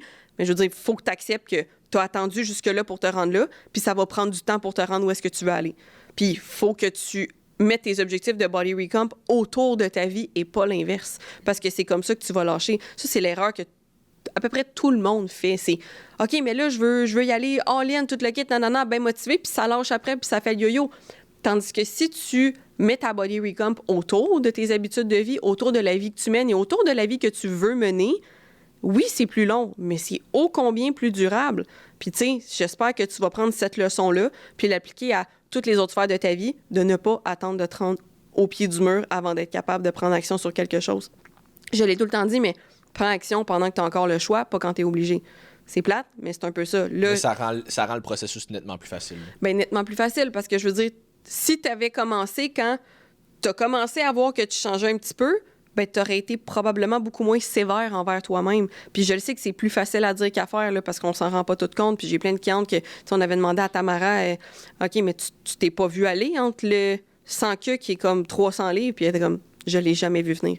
Fait que c'est beaucoup plus facile à dire qu'à faire, mais je veux dire, Tamara avait quand même fait la réalisation que, hey, je veux faire ça de façon saine, puis elle était capable de tourner ça autour de sa vie et non pas l'inverse. Fait que c'est correct si vous n'avez pas réalisé ça avant, mais là, c'est vraiment de travailler à accepter, c'est votre réalité présentement et ça va prendre du temps. Donc, c'est d'ajuster votre body recomp à votre vie actuelle et pas l'inverse. Et voilà. Ensuite de ça, craving de salé en permanence. Est-ce que c'est signe d'une carence quelconque? On mentionne souvent les cravings de sucre, mais rarement les cravings de sel. Ça va souvent être un cas de déshydratation. Manque d'hydratation, peut-être pas déshydratation tout le temps, là, mais manque d'hydratation. Puis sinon, à part ça, pour vrai, ça peut être un paquet d'affaires, mais... C'est l'affaire qui a tendance à revenir souvent. Je te dirais, une affaire que je remarque souvent des gens qui ont tendance à avoir des cravings de sel, souvent, c'est qu'ils ne boivent pas suffisamment d'eau et ou qu'ils ne mettent pratiquement aucun sel dans leur alimentation. Oui, parce que ça prend un équilibre hydrique dans le corps, donc des électrolytes. C'est ça, tu sais, j'en avais déjà parlé, mais j'avais une cliente à un moment donné qui avait une job super physique. Elle travaillait, genre, elle travaillait très physique, mais elle buvait, genre, 4 litres d'eau par jour, puis elle avait constamment soif, pareil. J'étais comme, mets-tu du sel dans ta bouffe? Elle était comme, non, jamais. Je suis comme, ajoute un peu. Sel, un petit peu, magnésium. Ouais, un petit peu dans tes repas, tu devrais avoir une différence. Elle m'écrit la semaine d'après, ouais, j'ai plus soif, là, je suis correct. Ouais, des fois, c'est juste ça. Fait que craving de sel, souvent, c'est signe d'hydratation, puis souvent, c'est qu'on associe salé à je vais avoir soif. Parce que, mettons, tu manges genre des chips ou des frites, des affaires de même, souvent, tu as soif après. Mais le sel, en soi, le sodium, en soi, c'est un électrolyte qui est important pour ton hydratation aussi. Fait que d'en rajouter un peu, pas dans des cas d'hypertension, on s'entend. Mais, tu sais, quelqu'un qui a une bonne santé générale, d'ajouter du sel dans ta bouffe, ça peut t'aider aussi à avoir un bon équilibre là-dessus. Là. Ensuite de ça, comment on cycle les phases de cut et de bulk? Ça aussi, on l'a adressé plusieurs fois. Ça dépend. Ça dépend. Je pense que c'est juste, vous cassez beaucoup trop la tête avec ça. Dans le sens que, est-ce qu'en ce moment, t'aimerais mieux prendre la masse ou est-ce qu'en ce moment, t'aimerais mieux perdre du gras? Parce que oui, il va falloir que tu fasses un choix, arrêter de faire les deux en même temps. D'essayer, du moins. Il va falloir que tu fasses un choix. Est-ce que tu veux plus prendre la masse ou est-ce qu'en ce moment, tu préfères perdre du gras? Si t'es à 28% de body fat, c'est peut-être pas le temps de prendre la masse. Si t'es à 12%, c'est peut-être pas le temps de... Fait que, si vous vous situez dans un entre-deux, c'est quoi ta priorité en ce moment? Vas-y avec ça. Quand t'es rendu satisfait du résultat et ou que t'arrives à un body fat, soit, je vais le mettre entre guillemets, mais trop haut ou bas, va d'abord. Puis, c'est pas tout le temps, encore une fois, vous êtes pas des bodybuilders, je le répéterai jamais assez, mais c'est pas tout le temps des bulks puis des cuts. Tu sais, dans le sens que, comme, moi, avec mes clientes, ça va être souvent des pertes de gras, body recomp, fait qu'ils vont faire un peu les deux en même temps. Pourquoi? Parce que vous n'êtes pas capable de tolérer les bulks. Point. Mentalement, psychologiquement, il y a énorme... Moi, je travaille beaucoup avec des femmes qui ne sont pas capables. C'est comme, j'aimerais ça prendre la masse, j'aimerais ça faire une bulk. On va y aller, let's go. 3 semaines, 1 mois plus tard, c'est trop pour moi. Ils n'ont pas pris 10 livres sa balance, là. Mais c'est un peu plus fluffy, un peu plus si. C'est confrontant. Ils n'aiment pas ça manger beaucoup. Ils sont pas... Fait que mentalement, il faut que vous pensiez à est-ce que je suis prête à subir ça? C'est pareil pour les cuts. Si tu veux faire une cut plus agressive, est-ce que tu es prête à avoir fucking faim, à être irritable puis à pas bien filer? Est-ce que tu es prête à avoir l'air moins musclé dans ton linge aussi? Parce que si tu perds du body fat, tu vas perdre un peu d'inflammation, tu vas perdre un peu de rétention d'eau, mais tu vas avoir l'air moins gonflé aussi. Il faut que tu sois prête à vivre avec ça. Fait que vos phases vont beaucoup être en lien avec la tolérance que vous avez à vous regarder dans le miroir. Parce que, je sais pas si moi, j'en vois bien des filles, justement, de bodybuilding, puis les phases qui bulk, là, sont fluffy. Moi, c'est plus fluffy que ce que je serais à l'aise d'aller, personnellement. Puis ils sont pas gros, ils sont pas rien, mais c'est plus fluffy que ce que moi, personnellement, sur ma shape à moi, je serais capable de tolérer. Fait que jamais je vais aller atteindre ces niveaux-là de masse musculaire. Pourquoi? Je ne suis pas prête à faire ce qu'il faut pour me rendre là. Fait que c'est d'accepter aussi la shape que tu veux, est-ce qu'elle est alignée avec la vie que tu veux et avec les efforts que tu es prêt à mettre? Parce que c'est bien beau de regarder des shapes et de dire, je veux me rendre là. Ouais, mais mentalement, tu n'es pas prête à faire ce qu'il faut. Fait qu'à un moment donné, c'est d'accepter, est-ce que tu veux te rendre prête à faire ce qu'il faut ou est-ce que tu es capable d'accepter, hey, moi, ma shape, ça va être quelque chose de plus santé, de plus comme de base. Oui, un peu de masse musculaire, tu sais, le petit look tonifié, quand même cut, tout le kit.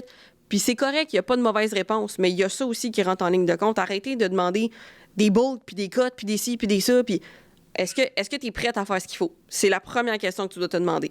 Après ça, si tu es prête à le faire, tu es prête à l'endurer, fine, tu peux avoir des vraiment, vraiment bons résultats. Mais si tu n'es pas capable d'être confortable là-dedans, il n'y a rien qui va bouger. Là. Ça ne bougera pas aussi vite et aussi intense que ce que tu t'attendais. Non, clairement, puis faut que tu sois prêt et prête à le faire pendant un minimum de temps. Ouais. Peu importe dans quel bord tu veux t'en aller, que tu veuilles prendre la masse, que tu veuilles perdre du gras, si tu le fais pendant un mois puis t'es comme ah non, je m'en viens trop fluffy, il faut que je perde du gras. Si tu fais une cote pendant un mois, t'es comme ah non, je perds trop de masse, j'aime pas ça, je me sens pas assez gros, faut que je reprenne la masse. T'auras jamais vraiment de résultat. Faut que tu le fasses pendant au moins un 3 mois. 6 mois. C'est ça, c'est au minimum de 3 mois si tu es Ouais. capable d'avoir un minimum de résultats. Sinon, tu vas juste tout le temps faire du back and forth tout Exact. le temps. Là. Fait que faut que tu sois prête, comme tu dis, mentalement, à ce que ça implique de faire que ça soit une prise de masse ou une perte de gras. Faut que tu sois prêt à le faire assez longtemps pour en voir des résultats. Ouais.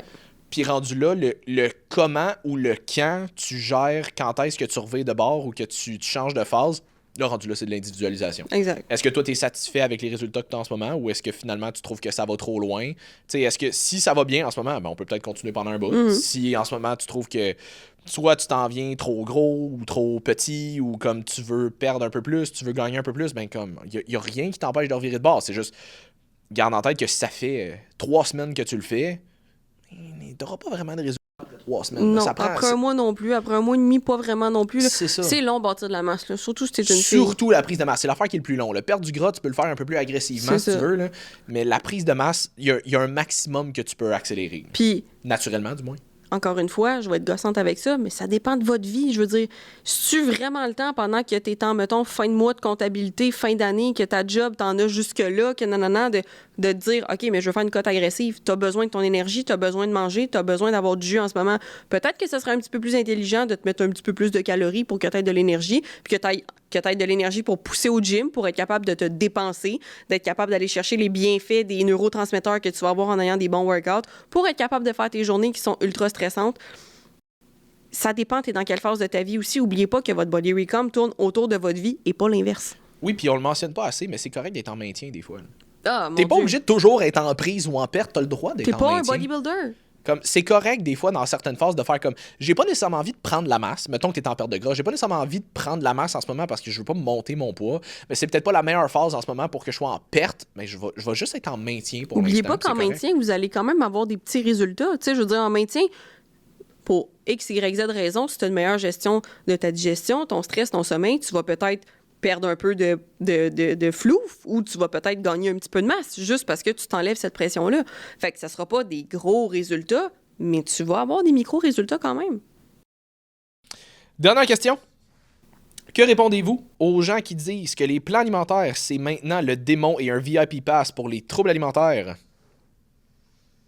Ça dépend Que ça manque beaucoup de contexte. vraiment beaucoup, mais c'est que ça dépend parce que oui, ça peut l'être, mais quand c'est... Moi, je dis jamais plan alimentaire, c'est structure alimentaire. Je pense qu'avec... Tu sais, c'est comme si maintenant les structures, c'était plus correct pour rien, alors que dans la vie, je veux pas être plate, mais si tu veux te rendre à quelque part, ça te prend une structure. Là. Un minimum. Là, c'est comme dire, tu sais, mettons, se faire un budget. C'est un VIP pass. Bon, c'est toxique, puis c'est un VIP pass pour faire en sorte que tu t'obsèdes avec l'argent. Non, c'est juste une façon de t'assurer que comme t'es on point sur tes affaires. Exact. Oui, il y en a qui vont obséder avec l'argent plus que d'autres. Mais c'est pas le plan. C'est la personne, puis c'est comment toi tu vois ça. C'est Là. ta Je veux dire, c'est perception une du corrélation, c'est pas une cause à effet. Là. À un moment donné, prenez responsabilité, là, vous vous connaissez, là, vous êtes... ou sinon, je vous conseille fortement d'apprendre à vous connaître avant d'essayer d'apprendre à connaître tout le monde d'autre. Là. Ben c'est ça, puis c'est drôle parce que je m'étais fait poser la question à un moment donné en Q&A quand ça avait comme sorti que je faisais des plans pour Short and Sweat avec Isabelle. Puis je m'étais fait poser la question comme, tu sais, est-ce que toi puis Isabelle, vous vous entendez bien à ce niveau-là, parce qu'Isabelle est très, je veux pas dire contre, mais elle mentionne Plus beaucoup qu'elle est, ouais, c'est ça, mettons. elle fait pas vraiment ça de plan alimentaire, puis elle mentionne beaucoup, tu sais, elle mentionne très haut et fort le pourquoi elle est pas vraiment pour. Puis on en avait parlé dans notre podcast quand on l'avait reçu aussi, puis c'est ça, je disais, j'étais comme, mais j'ai absolument aucun problème avec ça, parce que non seulement ce qu'elle dit, c'est vrai, que ça peut mener là, mais elle dit pas que les plans alimentaires, c'est le démon. Elle dit que elle est contre pour telle raison, puis qu'elle ne le recommande pas nécessairement pour les gens pour telle raison. Elle est pas en train de dire que c'est de la merde, puis que automatiquement ça va t'amener à des troubles alimentaires. Elle est juste en train de dire que elle est juste en train d'essayer d'aider les gens à prendre conscience des risques qui peuvent venir avec ça. Ce qui est vrai, et ce qu'on essaie de faire nous autres aussi. C'est juste que nous autres, c'est sûr que vu qu'on a des objectifs un petit peu plus souvent avec nos clients de composition corporelle, c'est sûr qu'on a tendance à aller un petit peu plus dans le « on va tracker certaines affaires parce que ça va t'aider ». Mais j'en parlais avec une cliente cette semaine, puis elle me disait « Moi, en ce moment, je suis dans une passe où est-ce que je suis peut-être un petit peu plus stressée, puis j'obsède peut-être un petit peu plus avec ça, puis elle en est consciente. Fait qu'elle dit, en ce moment, je track mes protéines, puis c'est tout. Le reste, comme, je mange, tu sais, je m'assure que j'ai assez de protéines dans ma journée pour, comme, maintenir masse musculaire, sentiment de satiété générale, mais elle dit, au-delà de ça, elle dit, je fais juste bien manger, puis je mange selon ma faim. Puis elle dit, ça m'a tellement enlevé un poids de faire ça, puis je suis comme, fuck, si toi, t'es bien là-dedans, vas-y avec ça, c'est vraiment correct. Fait que c'est d'essayer de s'ajuster à la personne, parce que moi, d'y aller instinctivement, moi, si je vais instinctivement, je suis en genre de maintien. Peut-être un léger surplus si j'ajoute des cheats là-dedans. Mais sinon, je suis en genre de maintien. Moi, là, instinctivement, maintien, je me tourne autour du peut-être 3000 calories dans la journée. Fait que pour être en dessous de ça, j'ai pas le choix de tracker, parce que sinon, j'ai juste plus faim. Puis je vais juste naturellement manger les plus grosses portions. Mais ça, c'est moi. Mais moi, je gère très bien le fait de calculer ma bouffe tout le temps. C'est pas obsessif pour moi, puis c'est pas une source de stress pour moi, mais on est parfaitement conscient qu'il y a des gens pour qui ça l'est, et c'est correct, et c'est important de le reconnaître. C'est juste de pas imposer son expérience et de l'extrapoler sur tout le monde. Au même principe que si tu as trippé sur une diète et ça a fonctionné pour toi, ça veut pas dire de dire à tout le monde que c'est la diète qui va fonctionner pour absolument tout le monde. C'est jamais tout noir, c'est jamais tout blanc. Fait que, tu sais, est-ce que... Moi, je pense que les plans alimentaires... Sauf dans là, ça va être tout noir. Ta gueule. Mais moi, je pense que les coachs qui sont soit peu expérimentés ou qui n'ont pas assez de formation, qui vont donner, parce que ça existe encore, des plans de bodybuilding à monsieur, madame, tout le monde pour atteindre leurs objectifs, puis qui vont les shamer en plus de ne pas suivre leurs affaires. Ça, oui, 110%, ça peut clairement causer des troubles alimentaires, et ça en a causé énormément. Mais si tu as une structure alimentaire qui est assez variée, tu sais, moi, contraire de toi, moi aussi, je fais comme ta cliente. Je track à peu près mes protéines, puis le reste, je me connais. Mais ça fait des années que j'ai appris à découvrir mon alimentation. Comme je l'ai dit, ça a pris 4 ans de négocier à peu près pour que j'enlève le pain, là, puis j'en mange vraiment moins. 3 ans, mettons.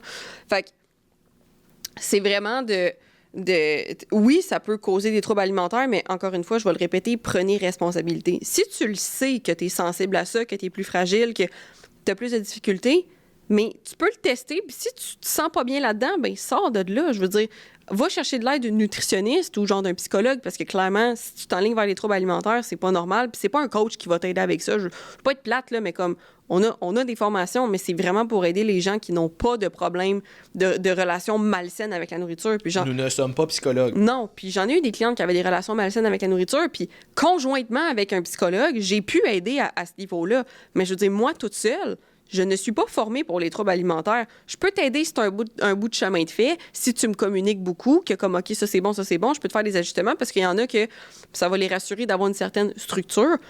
Mais j'ai aussi une méthode de coaching que c'est jamais intense. Je veux dire, je vais jamais chicaner mes clientes parce qu'ils ont cheaté. Je vais jamais je vais jamais les shamer parce qu'ils ont fait telle affaire. C'est tout le temps, c'est pas grave. On prend conscience de pourquoi on a fait ça, on accepte et on revient à de bonnes habitudes.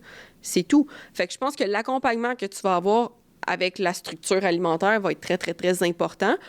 Puis de prendre responsabilité de est-ce que toi, tu sens que tu es fragile au plan alimentaire? Oui, bien, suis-en pas, trouve quelque chose d'autre. Est-ce que toi, tu es fragile à ça? Non. Les gens de bodybuilding, là, c'est des super bons exemples de gens qui développent souvent des troubles alimentaires, surtout chez les filles. Est-ce que c'est toutes les filles de bodybuilding qui vont en développer? Non, pas nécessairement. Pourquoi? Mais parce qu'il y en a qui sont plus fragiles, il y en a qui ont, puis pas fragiles péjoratifs, mais dans le sens sont plus sensibles peut-être à ce genre de mauvaises relations-là. Puis il y en a d'autres que Ben, c'est des athlètes, puis ça les dérange pas, puis pour eux, c'est normal, puis suivre un plan, ils sont comme, ben oui, je suis capable de tolérer telle affaire, puis... Fait que c'est vraiment individualisé, puis de là à dire que c'est des VIP pass pour quelque chose, non, à un moment donné, sinon, tout peut être un VIP pass pour à peu près tout. Fait que apprenez à prendre responsabilité pour comment vous vous sentez par rapport à tel concept. Je veux dire, moi, je le sais que, par exemple, on va dire, la diète végane, c'est pas faite pour moi parce que j'adore ça, manger de la viande. Mais je ne vais pas commencer à aller dire, en tout cas, ben, la diète végane, moi, je trouve que c'est vraiment un VIP pass pour donner des maladies aux gens parce qu'ils vont manquer de B12, puis que, ben, c'est ça, là, tu sais, les champs de trucs véganes, ben, c'est encore plus polluant que les vaches, puis... Fait que c'est de la merde. C'est vraiment un VIP pass pour mener la destruction de la planète. Tu sais, comme, faut arrêter de penser de même, là, c'est complètement ridicule. C'est juste qu'il faut arrêter de penser que tout est noir ou blanc, puis que ton expérience invalide l'expérience des autres, puis il y a juste toi qui a raison. T'as le droit de juste avoir eu une mauvaise expérience sans démoniser la chose en soi. C'est ça. Tu sais, c'est comme quelqu'un, je sais pas, quelqu'un qui s'en va à ronde, puis qui est traumatisé par un manège. Moi. Ouais, toi.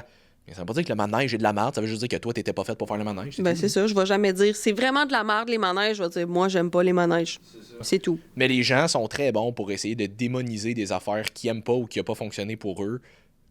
C'est pas clair pour moi. Moi non plus. C'est comme pour peut-être essayer d'avoir plus de monde de leur bord puis qu'ils se sentent moins seuls, puis d'avoir un genre de sentiment d'appartenance, là, mais en tout cas, fait que c'est ça. Fait que tous ces statements-là sont pas nécessairement faux, sont juste Pas applicable à tout le monde. pas applicables à tout le monde. Ça manque beaucoup de contexte. Exact. Hey, on a fait le tour de nos questions. Yay! Fait que merci beaucoup de nous avoir posé des questions.